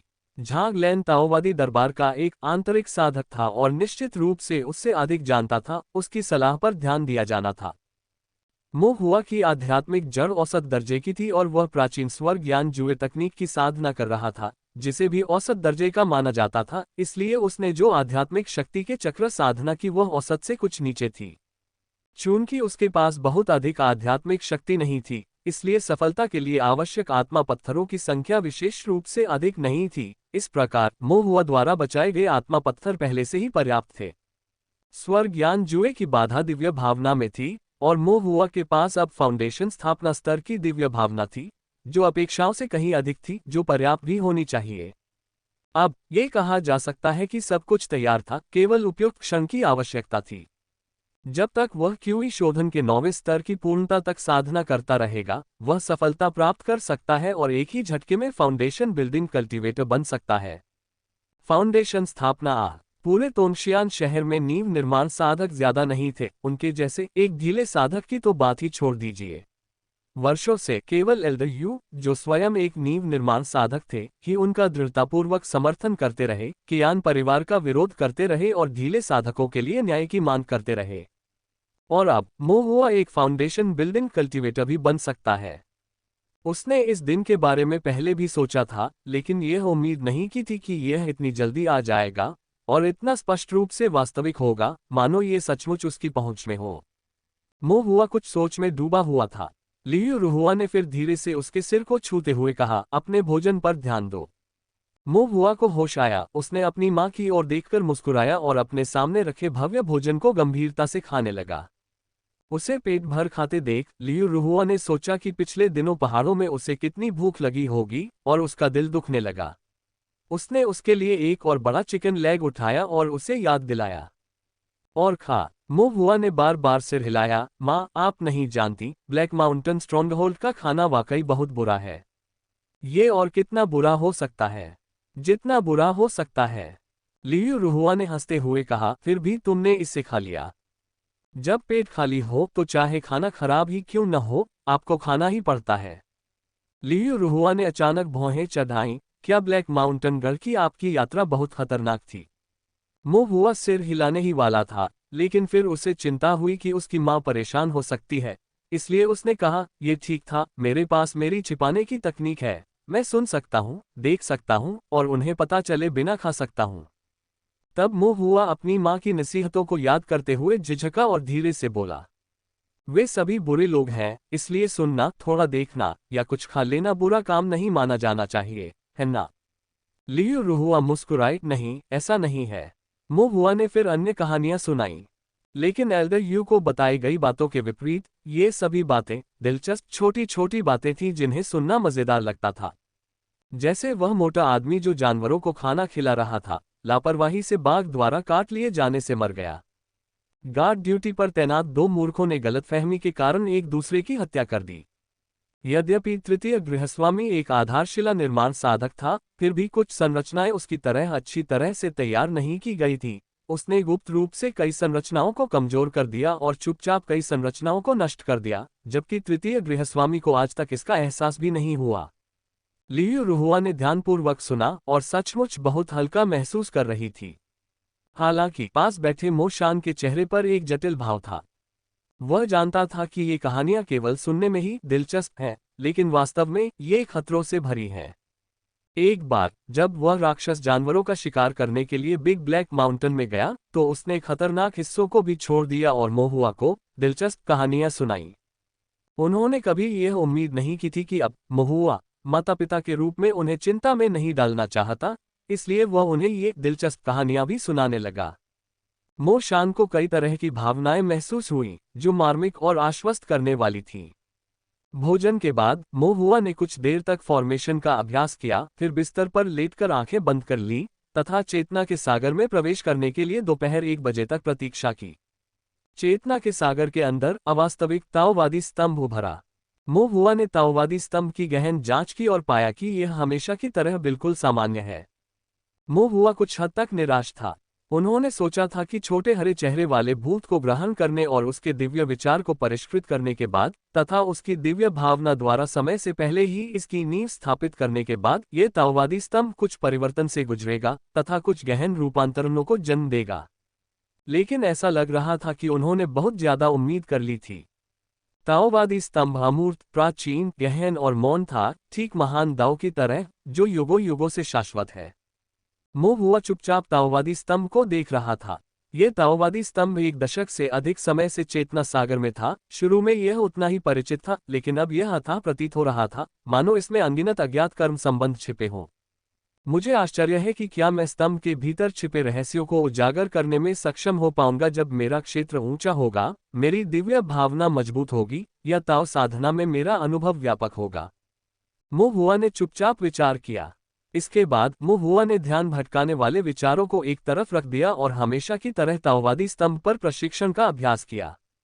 साधना में क्रमिक प्रगति और संचय पर जोर दिया जाता है, जबकि निर्माण में निरंतर बूंद बूंद प्रयास की आवश्यकता होती है। दोनों ही रात दिन कड़ी मेहनत और लगातार अभ्यास की मांग करते हैं। कुछ भी रातों रात हासिल नहीं किया जा सकता, न ही कोई त्वरित परिणामों के लिए अधीर हो सकता है। यद्यपि मुहुआ की दिव्य भावना पहले से ही मजबूत थी, फिर भी जब बात गठन की आई तो उसे अभी भी व्यावहारिक बने रहने की जरूरत थी तथा बार बार अपने कौशल को निखारने और मजबूत करने की जरूरत थी। अपनी उंगली को ब्रश की तरह इस्तेमाल करते हुए मुहुआ ने ताओवादी स्तंभ पर जटिल और गहन संरचना पैटर्न बनाए। ये गहन संरचना पैटर्न थे जिन्हें एक साधारण प्रथम श्रेणी संरचना मास्टर नहीं सीख सकता था, और इसने सबसे कठिन प्रथम श्रेणी 10 पैटर्न उलट आत्मा संरचना का निर्माण किया, जिसमें मुहुआ ने आज तक महारत हासिल की थी। मुहुआ के लिए इस समय केवल यही फॉर्मेशन अभ्यास में अधिक समय बिताने लायक था। अगर सोने से पहले 1 किलो वजन तो हफ्ते में 7 किलो वजन घटेगा। 1-2 स्लिम। आखिरकार उसकी दिव्य इंद्रिय ने अपनी नींव पहले ही जमा ली थी, और साधारण प्रथम श्रेणी की रचनाएं उसकी समझ को गहरा या उसकी दिव्य इंद्रिय को निखार नहीं सकती थीं। उन्हें चित्रित करना उतना ही आसान था जितना पानी पीना, बिना किसी प्रयास के, बिना स्वाद के। बेशक मुहुआ ने यह बात केवल अपने मन में ही सोची थी, अगर वह इसे जोर से कहता तो निश्चित रूप से उसे नाराजगी झेलनी पड़ती। मुहुआ ने रिवर्स्ड स्पिरिट फॉर्मेशन के अभ्यास पर ध्यान केंद्रित किया। हालांकि जब वह अभ्यास कर रहा था, मुहुआ ने महसूस किया कि कुछ गड़बड़ है। हर बार जब वह अपनी दिव्य इंद्रिय का प्रयोग करता था तो चेतना के सागर में कभी कभी कुछ प्रतिबिंब उभर आते थे।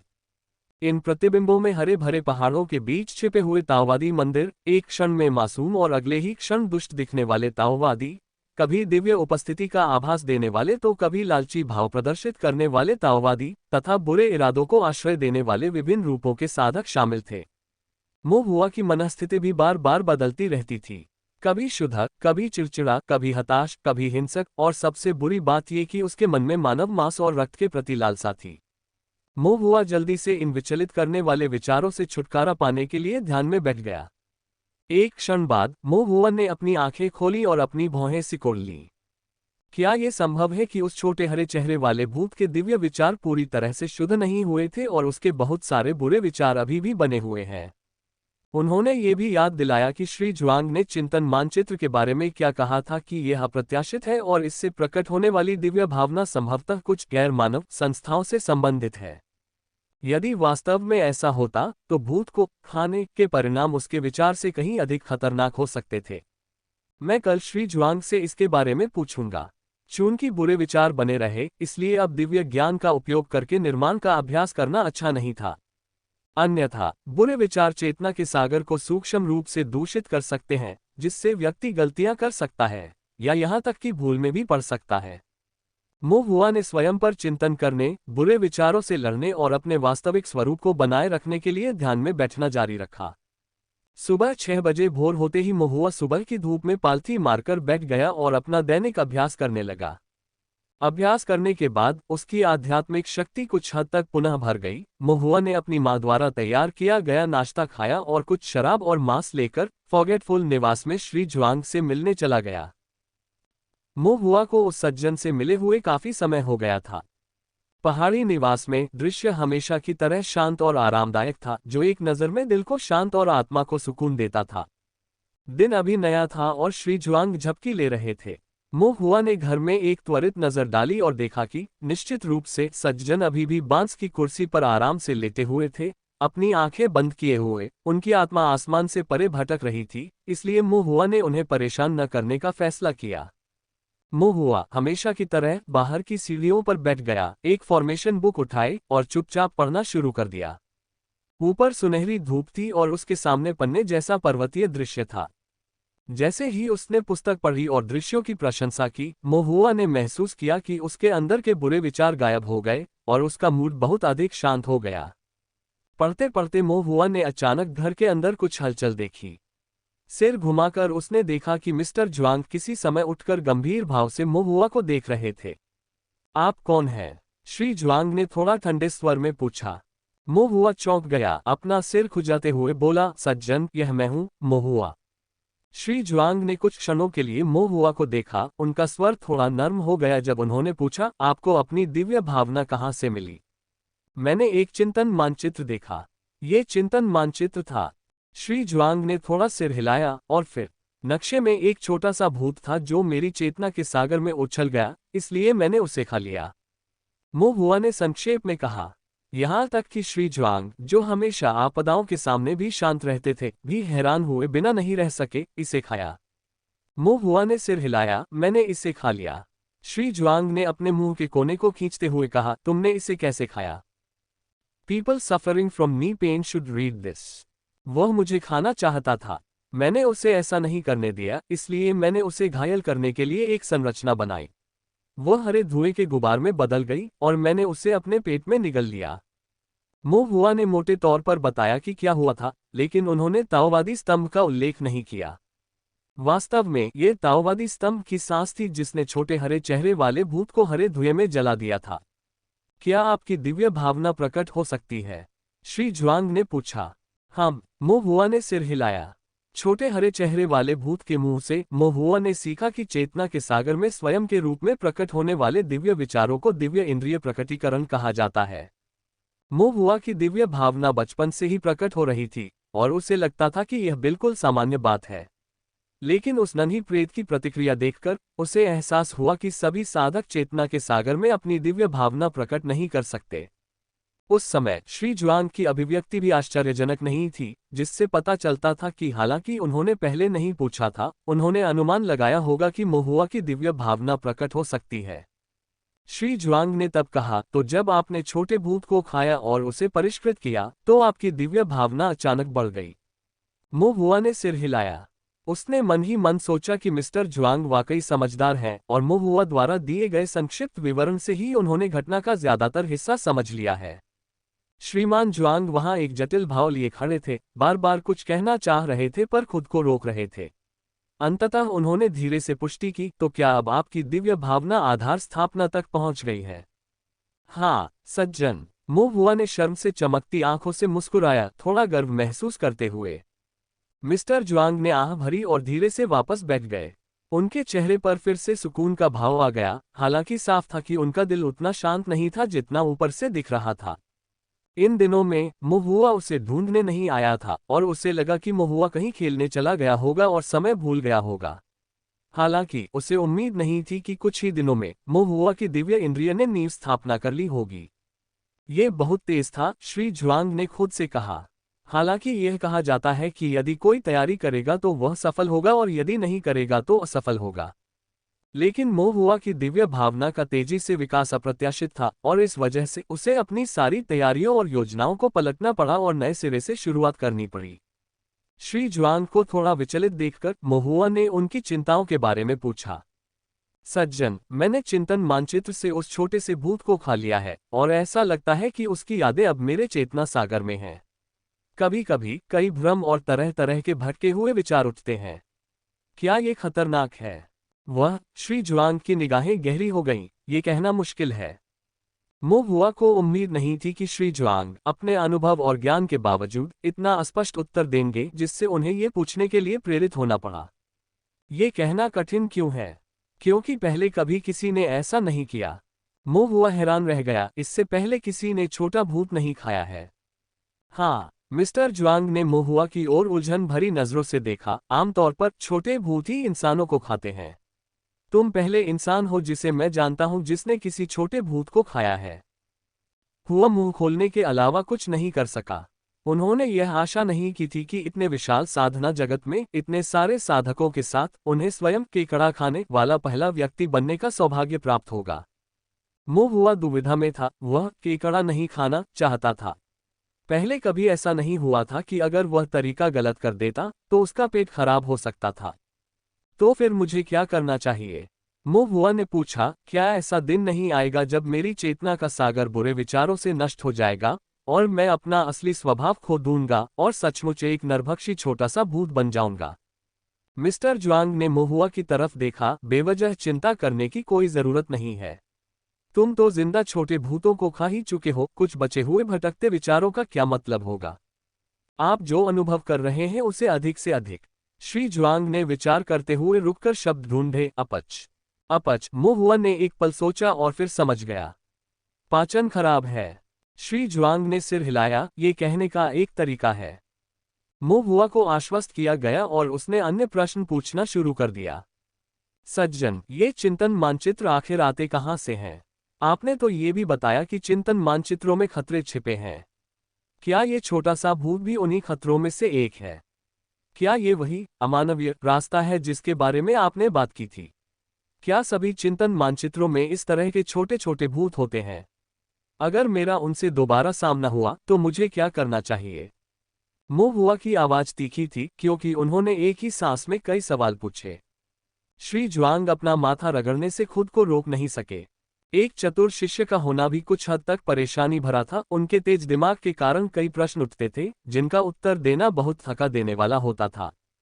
श्री जुआंग ने एक क्षण सोचा और मूल बातों से शुरुआत करने का निर्णय लिया, इसलिए उन्होंने महुआ से पूछा।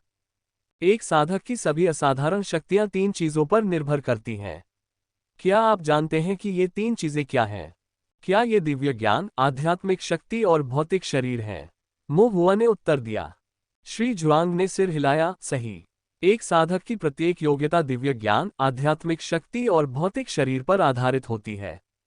मार्शल आर्ट्स में आध्यात्मिक शक्ति से भौतिक शरीर को उत्तेजित करना शामिल है। मंत्र आध्यात्मिक शक्ति को दिव्य विचारों से जोड़ते हैं, संरचनाएं दिव्य भाव के साथ स्वर्गीयताओं से जुड़ती हैं और संरचना पैटर्न के माध्यम से आध्यात्मिक शक्ति का संचार करती हैं।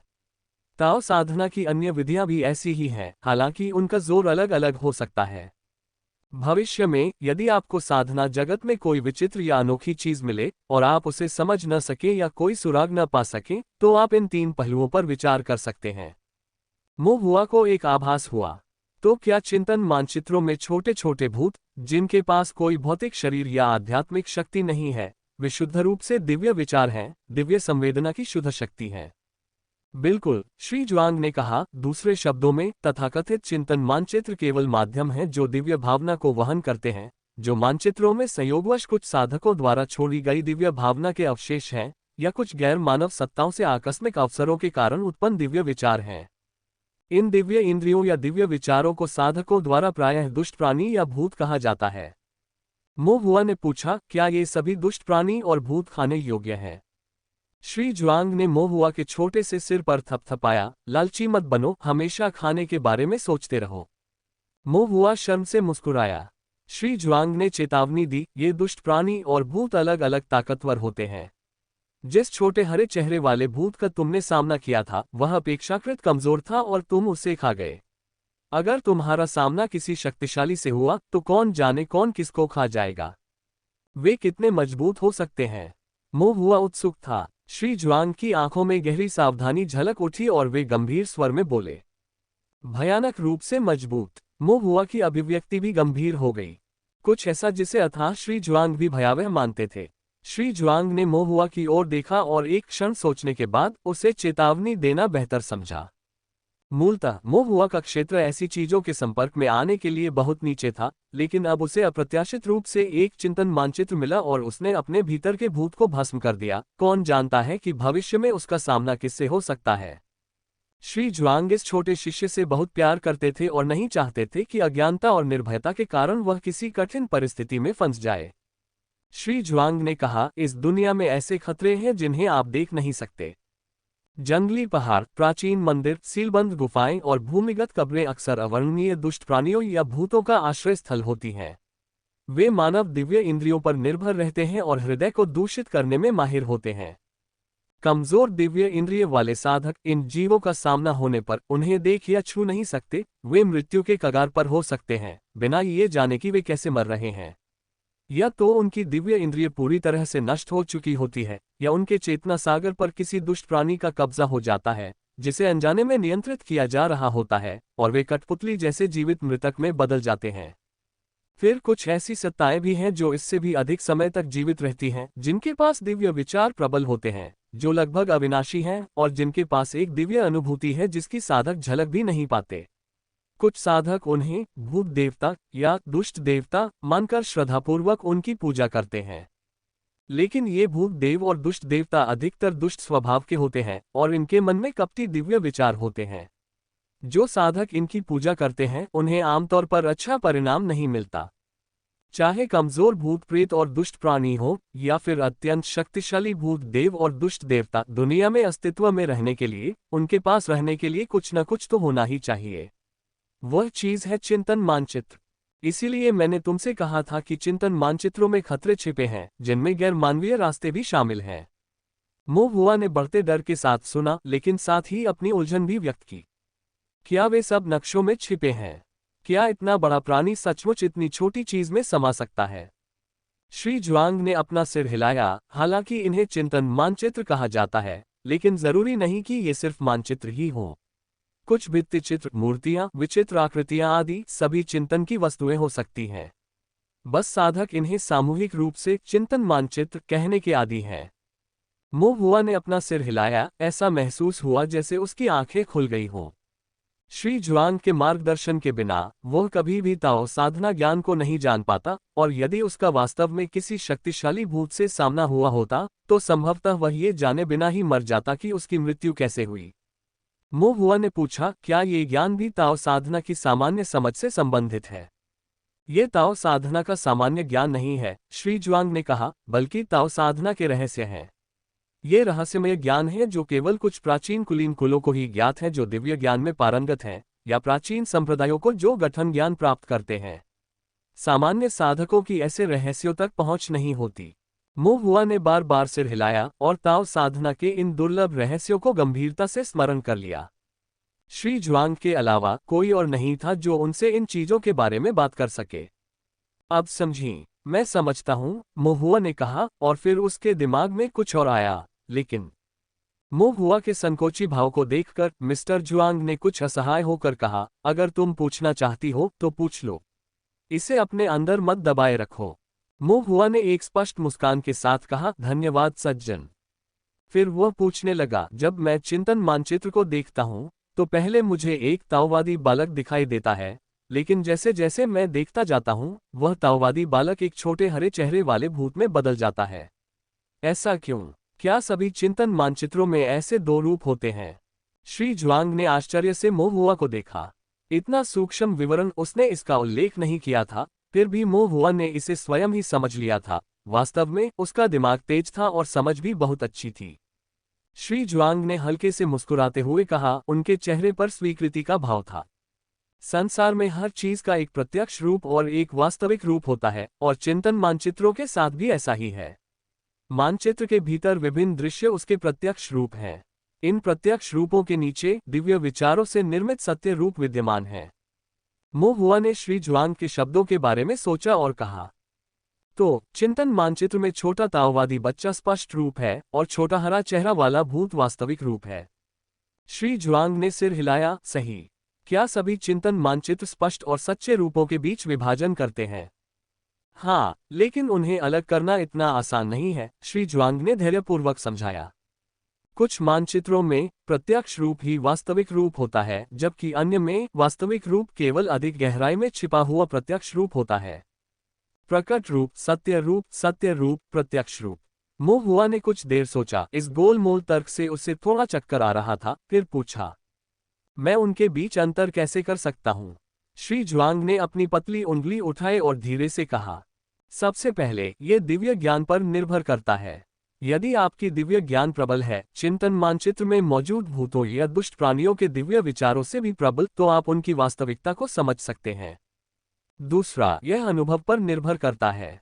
जैसे जैसे आप अधिक चिंतन मानचित्र देखेंगे, आप स्वाभाविक रूप से सत्य और असत्य में अंतर करने और कुछ स्पष्ट रूपों को समझने की अंतर्ज्ञान विकसित करेंगे। तीसरा, ये स्वर्गीय दाव के आपके ज्ञानोदय पर आधारित है।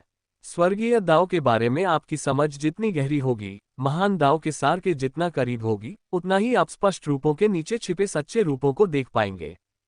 इन तीन पहलुओं में से पहला सबसे सीधा है, दूसरा समय लेता है और तीसरा सबसे कठिन है। स्वर्गीय दाव का ज्ञान। मोहुआ ने एक पल के लिए सोचा, फिर संदेह से कहा, मैं स्वर्गीय दाव के अपने ज्ञान को कैसे बढ़ा सकता हूँ? श्री जुआंग ने कहा, एक स्वभाव पर निर्भर करता है और दूसरा संयम पर। मोहुआ ने अपनी भौहें सिकोड़ ली एक पल के लिए ध्यान से सोचा, फिर उसकी आंखें चमक उठी और उसने कहा, ध्यान से स्वभाव में सुधार होता है, जबकि प्रशिक्षण से समझ बढ़ती है। श्री जुआंग को उम्मीद नहीं थी कि वह इस अवधारणा को इतनी जल्दी समझ लेंगे और उन्होंने सिर हिलाकर कहा, हाँ। मो हुआ ने शुरू से अंत तक इस पर विचार किया और धीरे धीरे समझ गया। मेरी दिव्य इंद्रिय प्रबल है और चूंकि मैं प्रतिदिन ध्यान और ड्राइंग फॉर्मेशन का अभ्यास करता हूं, इसलिए स्वर्गीय दाओ की मेरी समझ भी गहन है। इसलिए अनजाने में ही मुझे छोटे हरे चेहरे वाले भूत का असली रूप दिखाई दे गया। फिर उस छोटे हरे चेहरे वाले भूत ने मेरी चेतना के सागर में प्रवेश किया और मेरी दिव्य इंद्रिय को निगलने का प्रयास किया। लेकिन मो हुआ हैरान दिखी, गृहस्थ के पास भी एक मजबूत दिव्य भावना है, तो उसने चिंतन मानचित्र के वास्तविक रूप को क्यों नहीं देखा? श्री जुआंग ने उदासीनता से कहा, हालांकि उनकी दिव्य भावना प्रबल हो सकती है, उनका स्वभाव अत्यधिक लालची है, व्यक्तिगत इच्छाओं से घिरा हुआ है। स्वर्गीयताओं के बारे में उनका ज्ञान बहुत कम है, जो स्वाभाविक रूप से उन्हें इसे समझने से रोकता है। मो हुआ समझ गया। ऐसा प्रतीत होता था कि स्वभाव बहुत महत्वपूर्ण था, अन्यथा कोई भी व्यक्ति आसानी से लालच से घिर सकता था, दिखावटी रूपों से अंधा हो सकता था, चीजों की वास्तविक प्रकृति को देखने में असफल हो सकता था और इस प्रकार स्वर्गीयताओं से भटक सकता था। श्री जुआंग के साथ इस बातचीत से मो हुआ को बहुत कुछ सीखने को मिला और उसने ईमानदारी से कहा, धन्यवाद सज्जन। श्री जुआंग की निगाहें गहरी हो गईं और उन्होंने पूछा, क्या तुम जानते हो कि मैं तुम्हें इतना कुछ अभी क्यों बता रहा हूँ? क्योंकि मैंने तुमसे पूछा था। मो हुआ ने चुपचाप सोचा, लेकिन वह जानता था कि चूंकि श्री जुआंग ने इस तरह पूछा था, तो इसमें इससे अधिक कुछ भी होना चाहिए। वह पूछ सकते थे और श्री जुआंग उत्तर देने या न देने का चुनाव कर सकते थे। श्री जुआंग ने कितना उत्तर दिया और उन्होंने क्या व्याख्या करने का चयन किया, ये सब बहुत कुछ बता सकता है। मो हुआ ने एक बार फिर से श्री जुआंग के उत्तरों की अपने मन में समीक्षा की और महसूस किया कि श्री जुआंग ने जो कुछ भी समझाया था वह दिव्य भावना और स्वर्गीय दाओ से संबंधित था। लेकिन श्री जुआंग ने ये बातें क्यों कहीं, यह मो हुआ को तुरंत समझ नहीं आया। मो हुआ को गहन विचार में डूबा हुआ, अपनी छोटी भौहों को कसकर सिकुड़े हुए और कुछ उलझन भरे भाव के साथ देखकर श्री जुआंग ने उसे और अधिक अनुमान लगाने नहीं दिया, बल्कि अर्थपूर्ण ढंग से पूछा, नींव स्थापना महान दाओ की नींव रखने के बारे में है। क्या आपने तय कर लिया है कि आप किस तरह का ताओवादी फाउंडेशन स्थापित करना चाहते हैं? प्रकार का ताओवादी फाउंडेशन स्थापित किया जाना चाहिए। मो हुआ ने पहले कभी इस प्रश्न पर विचार नहीं किया था, इसलिए उसने पूछा, फाउंडेशन स्थापना और फाउंडेशन स्थापना के बीच क्या अंतर है? साधक एक दूसरे से बहुत भिन्न होते हैं और स्वाभाविक रूप से उनके द्वारा स्थापित नींव भी भिन्न होती है। श्री जुआंग ने आगे बताया, एक साधक का आधार दिव्य ज्ञान, आध्यात्मिक शक्ति और भौतिक शरीर पर निर्भर करता है। विभिन्न साधकों के चेतना सागर, ची सागर और भौतिक शरीर में जन्म से ही अंतर्निहित भिन्नताएं होती हैं और उनके द्वारा अभ्यास की जाने वाली साधना तकनीकें और ताओवादी कौशल भी भिन्न भिन्न होते हैं। विभिन्न विकल्पों के साथ उनकी साधना का मार्ग भी स्वाभाविक रूप से भिन्न होगा। मो हुआ अब थोड़ा चिंतित था।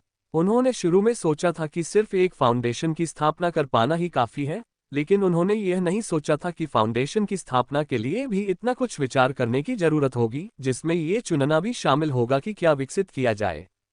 उसने पहले कभी इन मामलों के बारे में नहीं सोचा था और उसे इस समय ये भी नहीं पता था कि क्या करना चाहिए। सज्जन, क्या मैं एक बार में एक ही कदम नहीं उठा सकता? मो हुआ ने धीरे से कहा। श्री जुआंग ने उत्तर दिया, ताओ साधना का अभ्यास करने वाले साधकों के लिए क्यूई शोधन नींव को पोषित करता है और नींव की स्थापना मार्ग प्रशस्त करती है। हर कदम एक पदचिह्न छोड़ता है। आपको शुरू से ही विचार करना चाहिए कि आप कौन सा मार्ग अपनाना चाहते हैं और किस ताओ की साधना करना चाहते हैं। बाद में रास्ता बदलना बेहद मुश्किल होगा। मो हुआ ने रुककर कमजोरी से पूछा, सज्जन, आपको क्या लगता है कि मैं किस चीज की खेती करने के लिए ज्यादा उपयुक्त हूँ? श्री जुआंग ने मो हुआ की ओर देखा और स्पष्ट रूप से कहा, आपका भौतिक शरीर ठीक नहीं है और आपकी आध्यात्मिक जड़ भी उतनी अच्छी नहीं है। मो हुआ को जन्मजात कमजोर होने और एक मध्यम आध्यात्मिक जड़ होने के बारे में अच्छी तरह पता था, लेकिन मिस्टर जुआंग को जोर से यह कहते सुनकर उसे फिर भी असहज महसूस हुआ। उसने हिचकिचाते हुए पूछा, क्या यह सच में उतना बुरा है? उन्होंने सोचा कि यह बहुत बुरा नहीं था, कम से कम उनकी आध्यात्मिक जड़ औसत से नीचे थी। मो हुआ की नम आंखों को देखकर श्री जुआंग को सीधे बात करना मुश्किल लगा।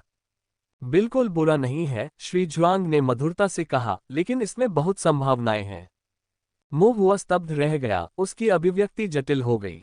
श्री जुआंग के शब्द वास्तव में बहुत मधुर थे। भविष्य के लिए महान क्षमता का मतलब है कि उसकी क्षमताओं में अभी कमी है।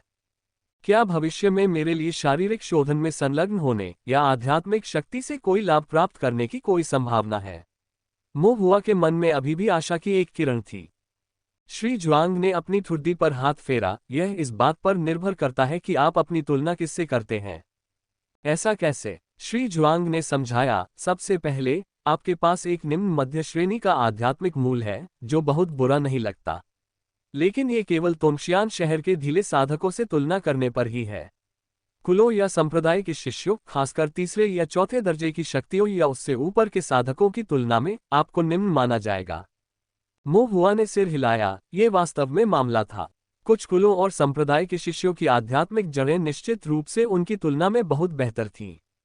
क्या आप आध्यात्मिक जड़ों की विरासत के बारे में जानते हैं? श्री जुआंग ने पूछा। हाँ, मुंह हुआ ने सिर हिलाया। उसने आन शियाओफू से सुना था कि जब पति पत्नी के आध्यात्मिक मूल अलग अलग होते हैं, तो उनके बच्चों को आध्यात्मिक मूल के स्तर और प्रकार में कुछ निश्चित पैटर्न का पालन करना होता है। यह आध्यात्मिक मूल की विरासत थी। श्री जुआंग ने कहा, 20,000 साल से भी अधिक पहले, जब ताओवादी दरबार पहली बार स्थापित हुआ था, तो श्रेष्ठ आध्यात्मिक जड़ें वास्तव में अत्यंत दुर्लभ थीं, और यहाँ तक कि सबसे निम्न श्रेणी की श्रेष्ठ आध्यात्मिक जड़ों को भी बहुत महत्व दिया जाता था और काफी प्रयास के साथ विकसित किया जाता था। लेकिन जब से कुछ कुलीन कुलों ने ये पता लगाया है कि आध्यात्मिक जड़ें विरासत में प्राप्त की जा सकती हैं और इस विरासत को नियंत्रित किया जा सकता है, तब से सभी कुलों और संप्रदायों ने अपने बच्चों के लिए विवाह और मिलन की व्यवस्था करने के लिए इस सिद्धांत का पालन किया है। इस वजह से आज के बड़े पारिवारिक संप्रदायों और कुलों में श्रेष्ठ आध्यात्मिक जड़ें आम बात हैं, और यहाँ तक कि सबसे निम्न श्रेणी की श्रेष्ठ आध्यात्मिक जड़ें भी अब दुर्लभ नहीं मानी जाती। श्री जुआंग ने बिना कुछ बोले चुपचाप मुंह हुआ की ओर देखा। यदि निम्नतम श्रेणी का श्रेष्ठ आध्यात्मिक मूल भी दुर्लभ नहीं था, तो मुंह हुआ का निम्नतर मध्य श्रेणी का आध्यात्मिक मूल क्या था? एक निम्न मध्य श्रेणी के श्रेष्ठ आध्यात्मिक मूल से 3 सीमा दूरी पर है। श्री जुआंग ने विचारपूर्वक ये बात जोर से नहीं कही। फिर भी मुंह हुआ समझ गया कि श्री जुआंग का क्या मतलब था, और वह अपना सिर झुकाए बिना नहीं रह सका और एक लंबी आह भरी। बैकवोट। हालांकि श्री जुआंग ने अपनी बात पूरी नहीं की थी और आगे बोले, ये केवल कुलीन कुलों और पारिवारिक संप्रदायों के औसत शिष्यों से तुलना करने पर ही संभव है। यदि आप अपनी तुलना उनकी सबसे विशिष्ट प्रतिभाओं से करें, तो आपके और उनके बीच का अंतर और भी बढ़ जाता है। ज्यादा विस्तार में जाए बिना बस ज़िशिंग और ज़िक्सी को ही उदाहरण के तौर पर ले लीजिए। आपके भौतिक शरीर और आध्यात्मिक मूल की जन्मजात प्रतिभाओं के संदर्भ में आप में और उनमें भी बहुत अंतर है। क्या अंतर सचमुच इतना बड़ा है? मुंह हुआ ने धीरे से पूछा। श्री जुआंग एक क्षण के लिए हिचकिचाए, लेकिन फिर उन्होंने सच बताने का निश्चय किया, अंतर केवल बड़ा ही नहीं है, बल्कि वास्तव में यह मेरे द्वारा बताए गए अनुमान से भी बड़ा है। मुंह हुआ हैरान रह गया। उन्होंने यह महसूस नहीं किया कि ज़िशिंग और ज़िक्सी की प्रतिभा इतनी अधिक थी, या यूं कहें कि उनकी प्रतिभा इतनी कम थी। श्री जुआंग की स्वर्गीय दाओ और दिव्य भावना के बारे में पिछली बातचीत को याद करते हुए मुंह हुआ ने कहा, तो क्या मुझे अपनी दिव्य भावना को विकसित करने पर ध्यान केंद्रित करना चाहिए? श्री जुआंग ने सिर हिलाया और कहा, ठीक है, चूंकि आप भौतिक शरीर और आध्यात्मिक मूल के मामले में दूसरों के साथ प्रतिस्पर्धा नहीं कर सकते, तो बस उन क्षेत्रों में प्रतिस्पर्धा करना छोड़ दें और इसके बजाय केवल अपनी दिव्य भावना पर ध्यान केंद्रित करें। आपका भौतिक शरीर और आध्यात्मिक जड़ जितना आप सोचते हैं उससे अधिक कमजोर है, लेकिन आपकी दिव्य भावना वास्तव में जितना आप सोचते हैं उससे अधिक मजबूत है। श्री जुआंग ने मुंह हुआ को देखा और मन ही मन सोचा, यह मेरी कल्पना से भी कहीं अधिक शक्तिशाली हो सकता है। मुंह हुआ श्री जुआंग के विचारों से अनभिज्ञ और अभी भी उनके भौतिक शरीर और आध्यात्मिक मूल की प्राकृतिक प्रतिभाओं पर कुछ हद तक केंद्रित, ने पूछा, तो क्या मेरी शारीरिक और आध्यात्मिक मूल समस्याओं में सुधार हो सकता है? श्री जुआंग ने अपना सिर थोड़ा हिलाया और कहा, शारीरिक दुर्बलता एक जन्मजात समस्या है, इसमें सुधार किया जा सकता है, लेकिन चाहे कितना भी सुधार कर लिया जाए, इससे मूल प्रकृति में कोई बदलाव नहीं आएगा। ज्यादा से ज्यादा सुधार के बाद शरीर इतना कमजोर नहीं होगा, लेकिन यह ज्यादा मजबूत भी नहीं होगा। इसकी तुलना जन्मजात शारीरिक शोधन क्षमताओं के साथ पैदा हुए साधकों से नहीं की जा सकती। जहां तक आध्यात्मिक मूल का प्रश्न है, वह जन्म से ही पूर्व निर्धारित होता है। आप जिस आध्यात्मिक मूल के साथ जन्म लेते हैं, वह जीवन भर आपके साथ रहेगा। इसे बदला नहीं जा सकता, और यदि ये दूसरों से निम्नतर है तो यह निम्नतर है और इसका कोई अन्य उपाय नहीं है। मो हुआ ने कहा, तो मुझे उस पर ध्यान केंद्रित करना चाहिए जिसमें मैं मजबूत हूं और अपनी कमजोरियों से बचना चाहिए। क्या यही बात है? श्री जुआंग ने सिर हिलाया। दिव्य ज्ञान, आध्यात्मिक शक्ति और भौतिक शरीर एक साधक की साधना के आधार हैं। ये तीनों अपरिहार्य हैं, लेकिन दिव्यताओं का मार्ग कठोर है और व्यक्ति की जन्मजात क्षमताएं सीमित हैं। अंततः हर चीज में उत्कृष्टता प्राप्त करना असंभव है। ताओ साधना में आपको हर पहलू में दूसरों से अधिक शक्तिशाली होने की आवश्यकता नहीं है, बस एक पहलू में गहन होना ही अच्छा है। मो हुआ ने सिर हिलाया, ऐसा महसूस करते हुए कि उसका दिमाग अचानक साफ हो गया है, और फिर उत्सुकता से कहा, तो फिर क्या ऐसे लोग हैं जो सभी पहलुओं में श्रेष्ठ हैं?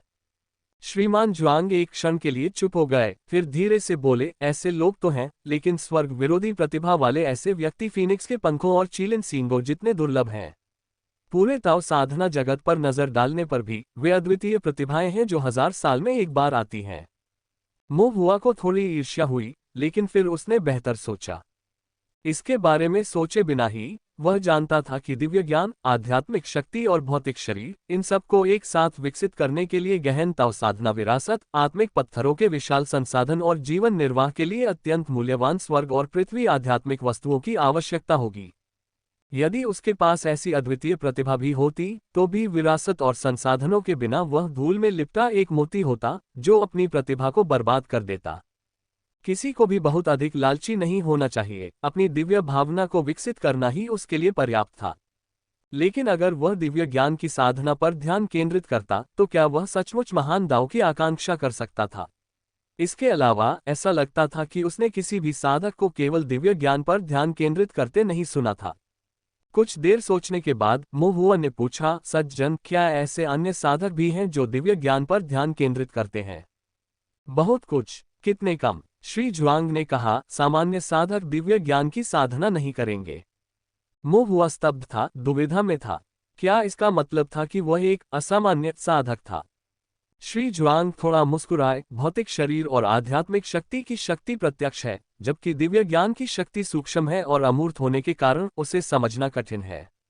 कुछ निर्माण गुरुओं के अलावा, जिनके पास निर्माण तकनीकों की आवश्यकताओं के कारण एक प्रबल दिव्य ज्ञान होना आवश्यक है और इसलिए उनके पास उस पर ध्यान केंद्रित करने के अलावा कोई विकल्प नहीं है, अन्य साधक शायद ही कभी इस मार्ग को चुनते हैं। मैं समझ गया, मो हुआ ने धीरे से आह भरी। श्री जुआंग की निगाहें गहरी हो गईं, लेकिन आप अलग हैं। स्वाभाविक रूप से कमजोर शरीर और साधारण आध्यात्मिक जड़ के साथ दिव्य ज्ञान ही आपका एकमात्र लाभ है, और यह बहुत ज्यादा शक्तिशाली है। यदि ऐसा है तो अपनी दिव्य भावना को चरम सीमा तक विकसित करें, एक ऐसे गहन स्तर तक कि अन्य साधक केवल दूर से ही देख सके और यहां तक कि उसे विस्मय से देख सके। मो हुआ की छोटी सी आकृति को देखते हुए श्री जुआंग ने दूर तक देखते हुए कहा, जब तक आप अपनी दिव्य भावना को पर्याप्त रूप से मजबूत करते रहेंगे, एक दिन आप दिव्य भावना के साथ दाव को सिद्ध करने में सक्षम होंगे, और सर्वोच्च दिव्य भावना के साथ आप दाव के सच्चे अर्थ की झलक पाएंगे। दिव्य भावना दाव को सिद्ध करते हुए सर्वोच्च दिव्य भावना के साथ महान दाव में झांकें। मो हुआ पूरी तरह से आश्चर्यचकित था। ध्यानपूर्वक विचार करने के बाद ऐसा प्रतीत हुआ कि दिव्य ज्ञान पर ध्यान केंद्रित करना ही वास्तव में उनके लिए सबसे उपयुक्त विधि थी। उनकी सारी साधना और कौशल दिव्य ज्ञान पर निर्भर थे। सबसे पहले आकृतियां बनाने के लिए दिव्य ज्ञान की आवश्यकता होती है। प्रबल दिव्य ज्ञान के बिना कोई भी आकृतियां न तो समझ सकता है, न ही सीख और उपयोग कर सकता है। और रचनाएं और दिव्य बोध एक दूसरे के पूरक हैं। निरंतर रचनाएं करने से चेतना सागर का भी परिष्कार हो सकता है, जिससे दिव्य बोध प्रबल होता है। दूसरे, मो हुआ द्वारा अभ्यास की गई साधना तकनीक को चेतना सागर के भीतर रहस्य निर्माण में बाधा का सामना करना पड़ा। एक मजबूत दिव्य भावना के बिना कोई भी व्यक्ति रहस्य निर्माण को हल नहीं कर सकता, अड़चन को नहीं तोड़ सकता, और उसकी साधना हमेशा के लिए रुक जाएगी। अंत में मो हुआ ने जिन मंत्रों का अभ्यास किया, चाहे वह फायरबॉल तकनीक थी जो दिव्य इंद्रिय लॉकिंग को प्राथमिकता देती थी और केवल गति ही अपराजय है सिद्धांत का पालन करती थी, या जल्द पासिंग स्टेप जिसमें शरीर को निर्देशित करने के लिए आध्यात्मिक शक्ति का उपयोग करना आवश्यक था, या छिपाने की तकनीक जो किसी के भौतिक रूप को पता लगाने से छिपाती थी। दिव्य भावना जितनी प्रबल होगी, मंत्रों का प्रभाव भी उतना ही प्रबल होगा। इस प्रकार ऐसा प्रतीत हुआ कि दिव्य ज्ञान के माध्यम से दाव को सिद्ध करना महुआ के लिए सबसे उपयुक्त मार्ग था, और यह उसके लिए एकमात्र मार्ग भी हो सकता था। महुआ ने सिर हिलाया, फिर अचानक उसे एक प्रश्न याद आया और वह श्री जुआंग से पूछे बिना नहीं रह सकी। लेकिन मेरी दिव्य भावना पहले से ही नींव स्थापना पर है, अब और क्या स्थापित करना है? यह अभी भी पर्याप्त नहीं है। क्या फाउंडेशन की स्थापना में दिव्य भावना भी पर्याप्त नहीं है? महुआ हैरान और थोड़ा उलझन में था। क्या यह नहीं कहा जाता कि क्यूई शोधन क्षेत्र में दिव्य ज्ञान की आधारशिला स्थापित करना अत्यंत कठिन है? ऐसी परिस्थितियों में ये कहना कि दिव्य ज्ञान अभी भी अपर्याप्त है। महुआ ने अपना सिर खुजलाया। श्री जुआंग ने कहा, यह दूसरों के लिए पर्याप्त है, लेकिन आपके लिए नहीं। ऐसा क्यों? श्री जुआंग ने सीधे उत्तर नहीं दिया, बल्कि उन्होंने कहा, जिशिंग और जिक्सी की प्रतिभा आपसे अधिक है। वे आपसे बड़े हैं, उनके पास आपसे बेहतर विरासत है, और उनके पास आपसे अधिक आत्मा पत्थर हैं। श्री जुआंग ने कई बातें बताईं और महुआ केवल अपने दिल में आहें भर सका। तुलना करना घृणित है। दोनों पंजीकृत शिष्य होने के कारण ऐसा लग रहा था कि वह श्री जुआंग के पंजीकृत शिष्य समूह के लिए अपने कदम पीछे खींच रहे थे, और यह बहुत ही भारी खींचतान थी। भाई बहनों के फायदे गिनाने के बाद श्री जुआंग ने पूछा, क्या आप जानते हैं कि उन्होंने अभी तक फाउंडेशन स्थापना क्यों हासिल नहीं की है? महुआ ने एक क्षण सोचा और फिर उत्तर दिया, क्या वे अपने राज्य को चमका रहे हैं? सही कहा। श्री जुआंग ने सिर हिलाया। हजारों मील की यात्रा एक कदम से शुरू होती है। क्यूई शोधन पहला क्षेत्र है और ताओ साधना का प्रारंभिक बिंदु भी, इसलिए नींव को मजबूत करने और जड़ को विकसित करने की जरूरत है। नींव की स्थापना में जल्दबाजी नहीं करनी चाहिए। महुआ ने अपनी भौहें सिकोड़ते हुए कहा, सज्जन, अगर ऐसा है तो क्या क्यूई शोधन को स्थापना नहीं करनी चाहिए? नींव को चमकाना नहीं चाहिए? महान दाव की नींव नहीं रखनी चाहिए, न कि क्यूई शोधन क्षेत्र को? श्री जुआंग ने अपना सिर हिलाया। क्यूई शोधन केवल जड़ को मजबूत करता है, लेकिन यह नींव स्थापना से अलग है। क्या फाउंडेशन स्थापना का कोई असाधारण महत्व है? श्री जुआंग की अभिव्यक्ति गंभीर हो गई। ताओ साधना के अनेक क्षेत्रों में आधारशिला स्थापना पहली बड़ी सफलता है। जब एक साधक अपना आधार स्थापित करता है, आध्यात्मिक शक्ति गुणात्मक परिवर्तन से गुजरती है, तरल पदार्थ की तरह संघनित होती है, भौतिक शरीर गुणात्मक परिवर्तन से गुजरता है, रक्त क्यूई पारे की तरह उसी समय चेतना का सागर फैलता है, और दिव्य भावना दोगुनी हो जाती है। दिव्य अनुभूति दोगुनी हो जाती है। महुआ का दिल धड़क उठा, क्या ऐसा हो सकता है? श्री जुआंग ने थोड़ा सिर हिलाया। उनकी निगाहें गहरी थीं। इसका मतलब है, क्यूई शोधन के दौरान आपकी दिव्य भावना चाहे कितनी भी मजबूत क्यों न हो, फाउंडेशन स्थापना के बाद ये सीधे दोगुनी हो सकती है। महुआ का दिल कांप उठा। उसके चेहरे पर अविश्वास का भाव था। अन्य साधकों के लिए क्यूई शोधन चरण के दौरान उनकी दिव्य भावना दोगुनी होने के बाद आधार स्थापना की दिव्य भावना तक पहुंच जाती है। लेकिन उनकी दिव्य भावना पहले से ही फाउंडेशन स्थापना स्तर पर थी, इसलिए दोगुना होने के बाद उनकी दिव्य भावना कितनी शक्तिशाली हो जाएगी। महुआ को कल्पना करना कठिन लगा और उसने श्री जुआंग की ओर देखते हुए पूछा, तो फिर मेरी दिव्य इंद्रिय? श्री जुआंग ने कहा, आपकी वर्तमान दिव्य अनुभूति लगभग आधारशिला स्थापना के प्रारंभिक चरण के स्तर पर है। इसके दुगुने होने पर आपको आधारशिला स्थापना के मध्य चरण की दिव्य अनुभूति होगी। श्री जुआंग ने आगे बोलने से पहले एक क्षण रुककर कहा, और यदि आपके पास वास्तव में अपना फाउंडेशन स्थापित करने से पहले फाउंडेशन स्थापना के मध्य चरण की दिव्य भावना है, तो फाउंडेशन स्थापना के बाद, हालांकि यह गोल्डन कोर के बराबर नहीं होगा, यह अनुमान लगाया जाता है कि आपके पास फाउंडेशन स्थापना के अंतिम चरण की चरम दिव्य भावना होगी। महुआ का मुंह खुला रह गया। यदि वास्तव में ऐसा होता, तो फाउंडेशन स्थापना के बाद इतनी प्रबल दिव्य भावना होने पर क्या द्वितीय श्रेणी का फॉर्मेशन मास्टर बनना अपना हाथ आगे बढ़ाने जितना आसान नहीं होता? इसके अलावा बाधाओं को पार करना आसान होगा, उसकी फायरबॉल तकनीक तेज होगी, उसका वाटर पासिंग स्टेप अधिक मजबूत होगा, और उसकी छुपाने की तकनीक को दूसरों द्वारा पता लगाए जाने की संभावना कम होगी। महुआ कुछ देर तक कल्पना करने से खुद को रोक नहीं सका, जब तक उसने अपना सिर उठाकर देखा कि मिस्टर जुआंग उसकी ओर देख रहे हैं। उनके मुंह के कोनों पर एक हल्की सी मुस्कान थी। महुआ का मन फिर चौंक गया। अपने अंतर्ज्ञान और अपने गुरु के बारे में अपनी समझ के आधार पर श्री जुआंग के पास निश्चित रूप से कहने के लिए और भी बहुत कुछ था। क्या यह इतना आसान नहीं है? मोहुआ ने धीरे से पूछा। श्री जुआंग ने हल्के से मुस्कुराते हुए मोहुआ से पूछा, आप अपनी दिव्य भावना को कैसे मजबूत करने की योजना बना रहे हैं? मोहुआ ने कुछ देर सोचा और सच कहकर कहा, पहले की तरह ही आकृतियां बनाना, उन्हें हल करने का अभ्यास करना। आपकी दिव्य भावना पहले ही आधार स्थापना तक पहुंच चुकी है। अभी प्रथम श्रेणी की संरचनाएं बनाने पर दिव्य भावना में वृद्धि नगण्य होगी। मोहुआ ठिठक गया। तभी उसे याद आया कि यह कोई आश्चर्य की बात नहीं है कि पिछले कुछ दिनों से प्रथम श्रेणी की संरचनाओं का चित्रण नीरस और अरुचिकर लग रहा था।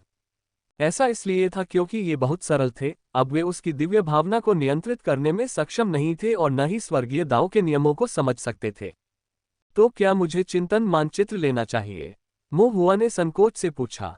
श्री जुआंग अपने आप को रोक नहीं पाए और मोहुआ के सिर पर हाथ मारा और अपना सिर हिलाया। इस बात का उल्लेख करने की आवश्यकता नहीं है कि क्या आप चिंतन मानचित्र के वास्तविक सार को देख सकते हैं, या क्या आप ये समझ सकते हैं कि आप क्या उपभोग कर रहे हैं और इसके क्या परिणाम होंगे। अगर आप वाकई इसे इस्तेमाल कर भी लें तो भी चिंतन मानचित्र दुर्लभ है। आपको इतना भाग्यशाली कहाँ मिलेगा कि दूसरा मिल जाए। इसके अलावा चिंतन मानचित्रों की शक्ति अलग अलग होती है। अगर मानचित्र में मौजूद दानव बहुत शक्तिशाली है तो यह अभी भी अनिश्चित है कि कौन किसे खाएगा। यद्यपि मोहुआ के चेतना सागर में एक ताओवादी स्तंभ था, लेकिन यह निश्चित नहीं था कि वह भस्म हो जाएगा। लेकिन वह नहीं चाहता था कि अप्रत्याशित जटिलताएं उत्पन्न हो। यदि वास्तव में कोई शक्तिशाली दुष्ट दानव था जिसने उसकी चेतना के सागर में घुसपैठ की और उसके भीतर ताओवादी स्तंभ का सामना किया, और यदि मोहुआ उसे नियंत्रित रखने और भागने में विफल रहा, तो समस्या बहुत बड़ी हो सकती थी। मोहुआ अपना सिर हिलाने से खुद को नहीं रोक सका। यदि चिंतन मानचित्रों का उपभोग नहीं किया जा सकता था और प्रथम श्रेणी की संरचनाएं नहीं बनाई जा सकती थी, तो केवल एक ही तरीका बचा था। मोहुआ ने कहा, क्या रिवर्स्ड स्पिरिट फॉर्मेशन का चित्रांकन काम करेगा? न केवल उल्टी आत्मा संरचना, 10 पैटर्न वाली सभी प्रथम श्रेणी संरचनाएं, जिनमें स्वर्गीय दाव की विसंगतियां भी शामिल हैं, आपकी दिव्य भावना को बढ़ाने में आपकी मदद कर सकती हैं, श्री जुआंग ने कहा। क्या संरचनाओं में स्वर्गीय दाव की अन्य विसंगतियां हैं? श्री जुआंग ने सिर हिलाया। हाँ, लेकिन वे मेरे साथ नहीं हैं। मोहुआ की आंखें चमक उठी। क्या हम उन्हें प्राप्त कर सकते हैं? श्री जुआंग ने व्यंग्यात्मक मुस्कान के साथ कहा, इस बारे में बाद में बात करते हैं। अभी के लिए आप रिवर्स्ड स्पिरिट फॉर्मेशन सीखें। एक बार जब आप इसमें पारंगत हो जाएंगे तो मेरे पास आपको सिखाने के लिए और भी चीजें होंगी। अगर आप रिवर्स्ड स्पिरिट फॉर्मेशन को पूरी तरह से समझ लेते हैं तो मैं आपके लिए कुछ और स्वर्गीय दाव की विसंगतियां ढूंढने की कोशिश करूंगा। मोहुआ ने अपने दिल में कृतज्ञता महसूस की और सम्मानपूर्वक झुककर कहा, धन्यवाद गुरुजी। श्री जुआंग बहुत अधिक बोले, उनके चेहरे पर थकान के लक्षण दिखाई दे रहे थे। मोहुआ फिर उठकर जाने को तैयार हो गया, क्योंकि वह मिस्टर जुआंग के आराम में खलल नहीं डालना चाहता था। लेकिन कुछ कदम चलने के बाद मिस्टर जुआंग ने उसे आवाज दी। मैं आपको बताना भूल गया, श्री जुआंग ने बांस की कुर्सी पर लेटते हुए मोहुआ को गर्मजोशी से देखते हुए कहा, वे बुरे विचार वास्तव में उनके अपने उपयोग हैं। छोटे हरे चेहरे वाले भूत के बुरे विचार। सही। इनका क्या उपयोग है? बुरे विचारों का उपयोग कर हृदय को शुद्ध करना, श्री जुआंग ने एकाग्र दृष्टि से मोहुआ से कहा। साधक ताओ की खोज करते हैं और अमरता की आकांक्षा रखते हैं, अनगिनत बाधाओं और खतरों का सामना करते हैं। साधना के अलावा सबसे बड़ा संकट वास्तव में ताओवादी हृदय है। क्या साधक अपना ताओवादी हृदय खो सकते हैं? हाँ, श्री जुआंग ने सिर हिलाया, उनकी अभिव्यक्ति उदासी से भरी थी। ताओ साधना का मार्ग लंबा है। शुरुआत में व्यक्ति एक दृढ़ ताओवादी हृदय के साथ पूरे मन से ताओ के प्रति समर्पित हो सकता है। लेकिन जैसे जैसे वर्ष बीतते जाते हैं और सांसारिक इच्छाएं हृदय को कलंकित करती जाती हैं, धीरे धीरे व्यक्ति को ये भी पता नहीं चलता कि वह किस लिए साधना कर रहा है। इतने लंबे समय तक जीवित रहने पर वह ये भी भूल जाता है कि वह जीवित क्यों है। जो ताओ की खोज करता है वह सुखों से ग्रस्त हो सकता है। जो राक्षसों को मारने की प्रतिज्ञा करता है वह राक्षसत्व में गिर सकता है। जिसका हृदय संसार पर दया करता है वह उसका विष बन सकता है। जो करुणा रखता है वह सुन्न और उदासीन हो सकता है। इस दुनिया में सबसे अधिक लचीला और सबसे नाजुक चीज मानव हृदय है। इस विशाल संसार में दिखावे अनेक हैं। समय के साथ ये ताओवादी हृदय को नष्ट कर देते हैं। यही कारण है कि मैंने आपसे अपनी दिव्य इंद्रिय से ताओ को सिद्ध करने के लिए कहा था।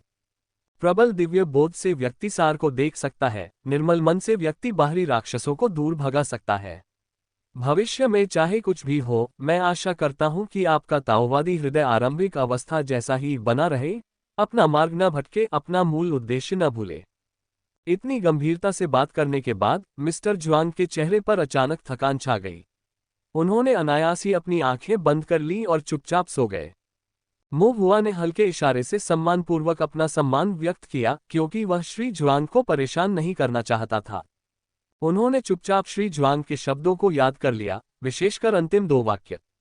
अपना रास्ता न खोना, अपना मूल उद्देश्य न भूलना। हुआ ने श्री जुआंग को विदाई दी। बांस के झुरमुट से होते हुए, घास के मैदान को पार करते हुए, तालाब को पार करते हुए जल्द ही बड़े टिड्डे के पेड़ के नीचे पहुंच गया। टिड्डी के पेड़ के नीचे बाई ज़िशेंग और बाई ज़िक्सी पढ़ रहे थे। मो हुआ को देखकर बाई ज़िशेंग की आंखें चमक उठी और उसने जल्दी से अपने हाथों में पकड़ी किताब एक तरफ फेंक दी और पूछा, तुम कहाँ थे? पिछले कुछ समय से तुम्हें कहीं नहीं देखा। मो हुआ ने खाने का डिब्बा खोला और अपनी मां द्वारा तैयार किए गए गोमांस और केक को बाई ज़िशेंग और बाई ज़िक्सी के साथ साझा किया। मैं कुछ मामलों में उलझ गया। बाई ज़िशेंग ने सिर हिलाया और आगे कुछ नहीं पूछा, अपना ध्यान गोमांस खाने पर केंद्रित कर दिया। वह सरल स्वभाव का था, जब खाने के लिए मांस होता था तो वह किसी और चीज के बारे में सोचना बंद कर देता था। मो हुआ ने कुछ देर सोचा, फिर उससे पूछा, ज़िशेंग, तुम फाउंडेशन स्थापना तक कब पहुंचने की योजना बना रहे हो? बाई ज़िशेंग ने उसे सुधारा, तुम्हें मुझे भाई बाई कहना चाहिए। मो हुआ ने उसे नजरअंदाज कर दिया। मो हुआ से मांस खाते समय बाई ज़िशेंग को जवाब देने की जरूरत महसूस हुई। अभी भी कुछ समय है। मुझे इसे स्थापित करने से पहले अपनी नींव मजबूत करनी होगी। मो हुआ ने समझ में सिर हिलाया। ऐसा लग रहा था कि श्री जुआंग सही थे। कुलीन कुलों या संप्रदायों के शिष्य जो ताओ साधना पथ पर आगे बढ़ना चाहते थे, वे अल्पकालिक उपलब्धियों की लालसा नहीं करेंगे। क्यूई शोधन क्षेत्र से शुरू करके वे अपने क्षेत्र को परिष्कृत करेंगे और एक ठोस नींव रखेंगे। बाई ज़िशेंग ने फिर मो हुआ से पूछा, क्या आप अपनी नींव स्थापित करने की योजना बना रहे हैं? हाँ, मैं क्यूई शोधन के 7वें स्तर पर हूँ, इसलिए मुझे भी जल्दी योजना शुरू करने की जरूरत है। जब बाई ज़िक्सी पेस्ट्री खा रही थी, उसने मो हुआ की ओर देखा और अचानक रुक गई और भौहें चढ़ाते हुए बोली, आपकी दिव्य भावना। ये सुनकर बाई ज़िशेंग ने भी मो हुआ को अच्छी तरह से देखा और तुरंत चौंक कर बोला, मो हुआ, तुम्हारी दिव्य इंद्रिय में क्या गड़बड़ है? ओह, मैंने समय से पहले ही अपनी दिव्य इंद्रिय से अपनी नींव स्थापित कर ली थी। मो हुआ ने बेपरवाह बनने की कोशिश की, लेकिन फिर भी उसकी आंखों में गर्व की झलक नहीं छिप सकी। बाई ज़िशेंग का मुंह खुला का खुला रह गया और बाई ज़िक्सी उसे स्तब्ध होकर चुपचाप देखती रही, अपनी पेस्ट्री के बारे में सब कुछ भूल गई। असंभव, बाई ज़िशेंग ने कहा। यह असंभव क्यों है? क्यूई शोधन साधकों के पास संभवतः आधार स्थापना स्तर की दिव्य अनुभूति नहीं हो सकती। ठीक है, चलो इसे यहीं छोड़ देते हैं, मो हुआ ने उदासीनता से कहा। बाई ज़िशेंग ने मो हुआ की हर कोण से जांच की, फिर भी उसे विश्वास करना मुश्किल हो रहा था। क्या तुमने वास्तव में अपनी दिव्य भावना स्थापित कर ली है? क्या आपने नहीं कहा था कि यह असंभव है? बाई ज़िशेंग ने अपना सिर खुजाते हुए बुदबुदाया। ये संभव नहीं होना चाहिए। मैंने कभी नहीं सुना कि दिव्य भावना आगे नींव स्थापित कर रही है। मो हुआ ने पेस्ट्री का एक टुकड़ा उठाया और उसे अपने मुंह में रख लिया और खुशी से चबाने लगा। आपने अपनी दिव्य भावना कैसे स्थापित की? बाई ज़िशेंग फिर से पूछे बिना नहीं रह सका। भाई, बाई ज़िक्सी की आवाज तीखी थी, उसके स्वर में थोड़ी सी फटकार थी। तभी बाई ज़िशेंग को याद आया और उसने क्षमा याचना भरे अंदाज में कहा, मुझे पूछना ही नहीं चाहिए था। हर किसान का अपना भाग्य होता है जिसे वे आमतौर पर दूसरों के साथ साझा नहीं करते। ठीक है, मो हुआ ने हाथ हिलाते हुए कहा, लेकिन मैं अभी तुम्हें नहीं बता सकता। अगर भविष्य में मौका मिला तो जरूर बताऊंगा। उन्होंने अभी तक श्री जुआंग के साथ केवल चिंतन मानचित्र पर ही चर्चा की थी, क्योंकि यह चेतना के सागर से संबंधित था और ताओवादी स्तंभ भी वहां मौजूद था, इसलिए जितना कम लोग इसके बारे में जानते थे उतना ही अच्छा था। कम से कम अभी के लिए उसे बाई ज़िशेंग को नहीं बताना चाहिए। मो हुआ की स्पष्टवादिता देखकर बाई ज़िशेंग ने सिर हिलाया और कहा, ठीक है। मो हुआ मुस्कुराया। मो हुआ की मुस्कुराहट देखकर बाई ज़िशेंग अचानक चौंक गया और पूछने से खुद को रोक नहीं सका, तुम अचानक इतनी डरावनी मुस्कान क्यों देने लगे? तुम्हारे आसपास तो मानो एक बुरी आभा भी है। मो हुआ थोड़ा हैरान हुआ, फिर उसे याद आया कि छोटे हरे चेहरे वाले भूत के बुरे विचार कभी कभी सामने आ जाते थे। जब वह मुस्कुराता था तो उसमें भूत जैसी ही भयानक बुरी आभा होती थी। मो हुआ ने अपना गाल रगड़ते हुए कहा, कुछ नहीं, बस कुछ गलत खाने से मेरा दिमाग थोड़ा खराब हो गया है, ये जल्द ही ठीक हो जाएगा। बाय जिशिंग ने हतप्रभ होकर सुना, लेकिन ज्यादा गहराई में नहीं गया। बल्कि उसने उत्सुकता से पूछा, क्या आप हाल ही वहां तक रहे हैं? मो हुआ ने एक पल सोचा। वह चिंतन मानचित्र पर तो चर्चा नहीं कर सकता था, लेकिन ब्लैक माउंटेन गढ़ के मामलों के बारे में बाय जिशिंग और दूसरों को बताकर सब ठीक हो जाएगा। इसके अलावा वे बाय परिवार के शिष्य थे, जिनकी पारिवारिक शिक्षा की परंपरा बहुत गहरी थी, शायद वे कुछ अन्य सुराग जानते हों। इसलिए मो हुआ ने ब्लैक माउंटेन स्ट्रॉन्गहोल्ड में घटी घटना के कुछ हिस्सों को चुनकर बाय जिशिंग को बताया। चट्टानों के बीच छिपे हुए पहाड़ी रास्ते से लेकर कोहरे की संरचना से ढके धुंधले जंगल तक, रात के अंधेरे में किसानों से सवाल पूछने तक, और अंत में रक्त लाल गोली कक्ष और सफेद हड्डी की गोली भट्टी तक। मो हुआ ने उन्हें चिंतन मानचित्र से संबंधित मामलों के अलावा जो कुछ भी कहा जा सकता था वह सब बताया। बाय जिशिंग ने आश्चर्य और धार्मिक आक्रोश के मिश्रण के साथ सुना। एक क्षण वह मो हुआ के लिए चिंतित था, अगले ही क्षण वह दुष्ट साधकों के बुरे कर्मों पर क्रोधित हो गया, और उसने चाहा कि वह ब्लैक माउंटेन गढ़ में घुस जाए और 7 बार अंदर बाहर लड़कर सभी विधर्मी राक्षसों को मार गिराए। मो हुआ की धारणा में कुलीन कुलों के शिष्य या तो कठोर अनुशासन में रहते थे, नियमों और व्यवस्था का पालन करते थे, या फिर कानून तोड़ने की हद तक लिप्त रहते थे। बाय जिशेन का धर्मी और शूरवीर स्वभाव वास्तव में अप्रत्याशित था। बाय जिक्सी भी ध्यान से सुन रही थी, उसकी किताब अनजाने में जमीन पर गिर गई। कुछ देर सोचने के बाद मो हुआ ने पूछा, क्या आप दुष्ट साधकों और राक्षस साधकों के बीच अंतर जानते हैं? तीसरे गृहस्थ ने उसे एक बूढ़ा राक्षस माना जिसने राक्षस मार्ग के माध्यम से दूसरे के शरीर पर कब्जा कर लिया था, इसलिए तार्किक रूप से राक्षस साधक दुष्ट साधकों की तुलना में अधिक शक्तिशाली और अधिक भयानक होने चाहिए। लेकिन मो हुआ को कभी भी दोनों के बीच का अंतर स्पष्ट नहीं था, और जब उन्होंने एल्डेयू से पूछा तो जवाब टालमटोल वाला था, शायद इसलिए क्योंकि एल्डेयू का उनसे कभी ज्यादा संपर्क नहीं था और वह ज्यादा कुछ नहीं जानते थे। आखिरकार यदि मो हुआ ने ब्लैक माउंटेन गढ़ में प्रवेश नहीं किया होता तो उसका सामना केवल एक दुष्ट साधक से होता, वह बलात्कारी जिसे उसने और झांग लैन ने पकड़ा था, जिसका पैर मो हुआ ने तोड़ दिया था। जहां तक दानव साधक शब्द का सवाल है, मो हुआ ने इसे शायद ही कभी सुना था। मुझे ये पता है, बाय जिशेंग ने गर्व भरी मुस्कान के साथ कहा, और बाय जिक्सी के सामने अपना ज्ञान दिखाने का अवसर प्राप्त किया। दुष्ट साधक और दानव साधक दोनों ही अच्छे नहीं हैं, वे विधर्मी राक्षसों के कौशल का अभ्यास करते हैं, और सामान्य तौर पर इससे कोई फर्क नहीं पड़ता कि आप उन्हें दुष्ट साधक कहते हैं या दानव साधक। यदि हम अंतर करें तो दुष्ट साधक आमतौर पर उन लोगों को कहते हैं जो अपनी साधना के बीच में ही बुरे मार्ग पर चले गए, जबकि राक्षस साधक वे हैं जिनकी एक प्रामाणिक राक्षस पथ वंशावली है, जो राक्षस पथ कौशल और ताओवादी कौशल का अभ्यास करते हैं। राक्षस साधकों की वंशावली ज्यादा प्रामाणिक होती है, जबकि दुष्ट साधक ज्यादा परंपरागत होते हैं, इसलिए दानव साधक ज्यादा शक्तिशाली होते हैं। बेशक इन विधर्मी राक्षसों के साथ सबसे ज्यादा मायने ये रखता है कि आप कितने दुष्ट हैं, जितने ज्यादा दुष्ट उतने ही ज्यादा शक्तिशाली, और बेशक उतने ही ज्यादा मौत के हकदार। अल्पविराम। बाय जिशेंग ने बहुत विस्तार से समझाया। मो हुआ को अचानक एहसास हुआ, लेकिन फिर वह फिर से हैरान हो गया, तुम्हें इसके बारे में इतना कुछ कैसे पता है? बाय जिशेंग ने गंभीरता से कहा, राक्षसों से लड़ने वाला और बुराई का नाश करने वाला साधक एक अच्छा साधक है। अतः स्वयं को और शत्रु को जाने बिना कोई राक्षसों का वध कैसे कर सकता है? मो हुआ ने आह भरी, ठीक है, तो यही उसका इरादा था। मो हुआ ने आगे पूछा, दुष्ट संरचनाओं के बारे में क्या?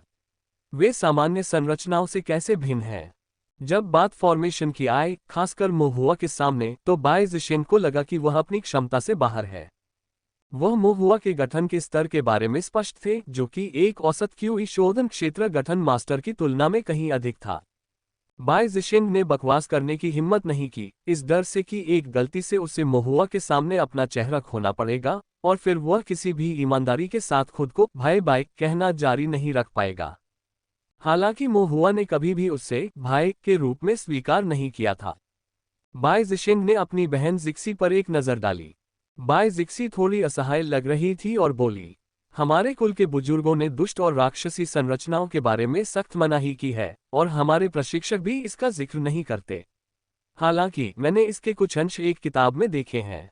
बाय जिक्सी की लंबी गहरी पलकें हल्की सी फड़क रही थी, उसकी आंखें पतझड़ के पानी की तरह चिंतन को प्रतिबिंबित कर रही थी क्योंकि उसे किताब में लिखी बातें याद आ रही थीं। एक क्षण बाद उसने आगे कहा, बुरी संरचनाएं और दानव संरचनाएं, सामान्य रूप से कहें तो मांस और रक्त का उपयोग संरचना माध्यम के रूप में करती हैं, द्वेषपूर्ण विचारों के साथ संरचना पैटर्न बनाती हैं, संरचना धुरी के रूप में महान दाव की अवहेलना करती है और संरचना आंख के रूप में मानव जीवन को परिष्कृत करती है। जहां तक विशिष्टताओं की बात है, पुस्तक में कुछ नहीं कहा गया है और मैं दुष्ट स्वरूप और दानव स्वरूप के बीच के अंतरों के बारे में बहुत स्पष्ट नहीं हूं। मो हुआ ने सिर हिलाया। बाय जिशेंग ने धीमी आवाज में कहा, आप मिस्टर ज्वांग से क्यों नहीं पूछते? मो हुआ भी यही सोच रहा था, लेकिन तभी उसने बाय जिक्सी को अपना सिर हिलाते हुए कहा, वह सज्जन तुम्हें नहीं बताएंगे। मो हुआ चौंक गया और पूछने से खुद को रोक नहीं सका, क्यों नहीं? बाय जिक्सी ने उत्तर दिया, क्योंकि तुम बहुत चालाक हो। श्री जुआंग को डर है कि तुम ये सब बहुत जल्दी सीख जाओ।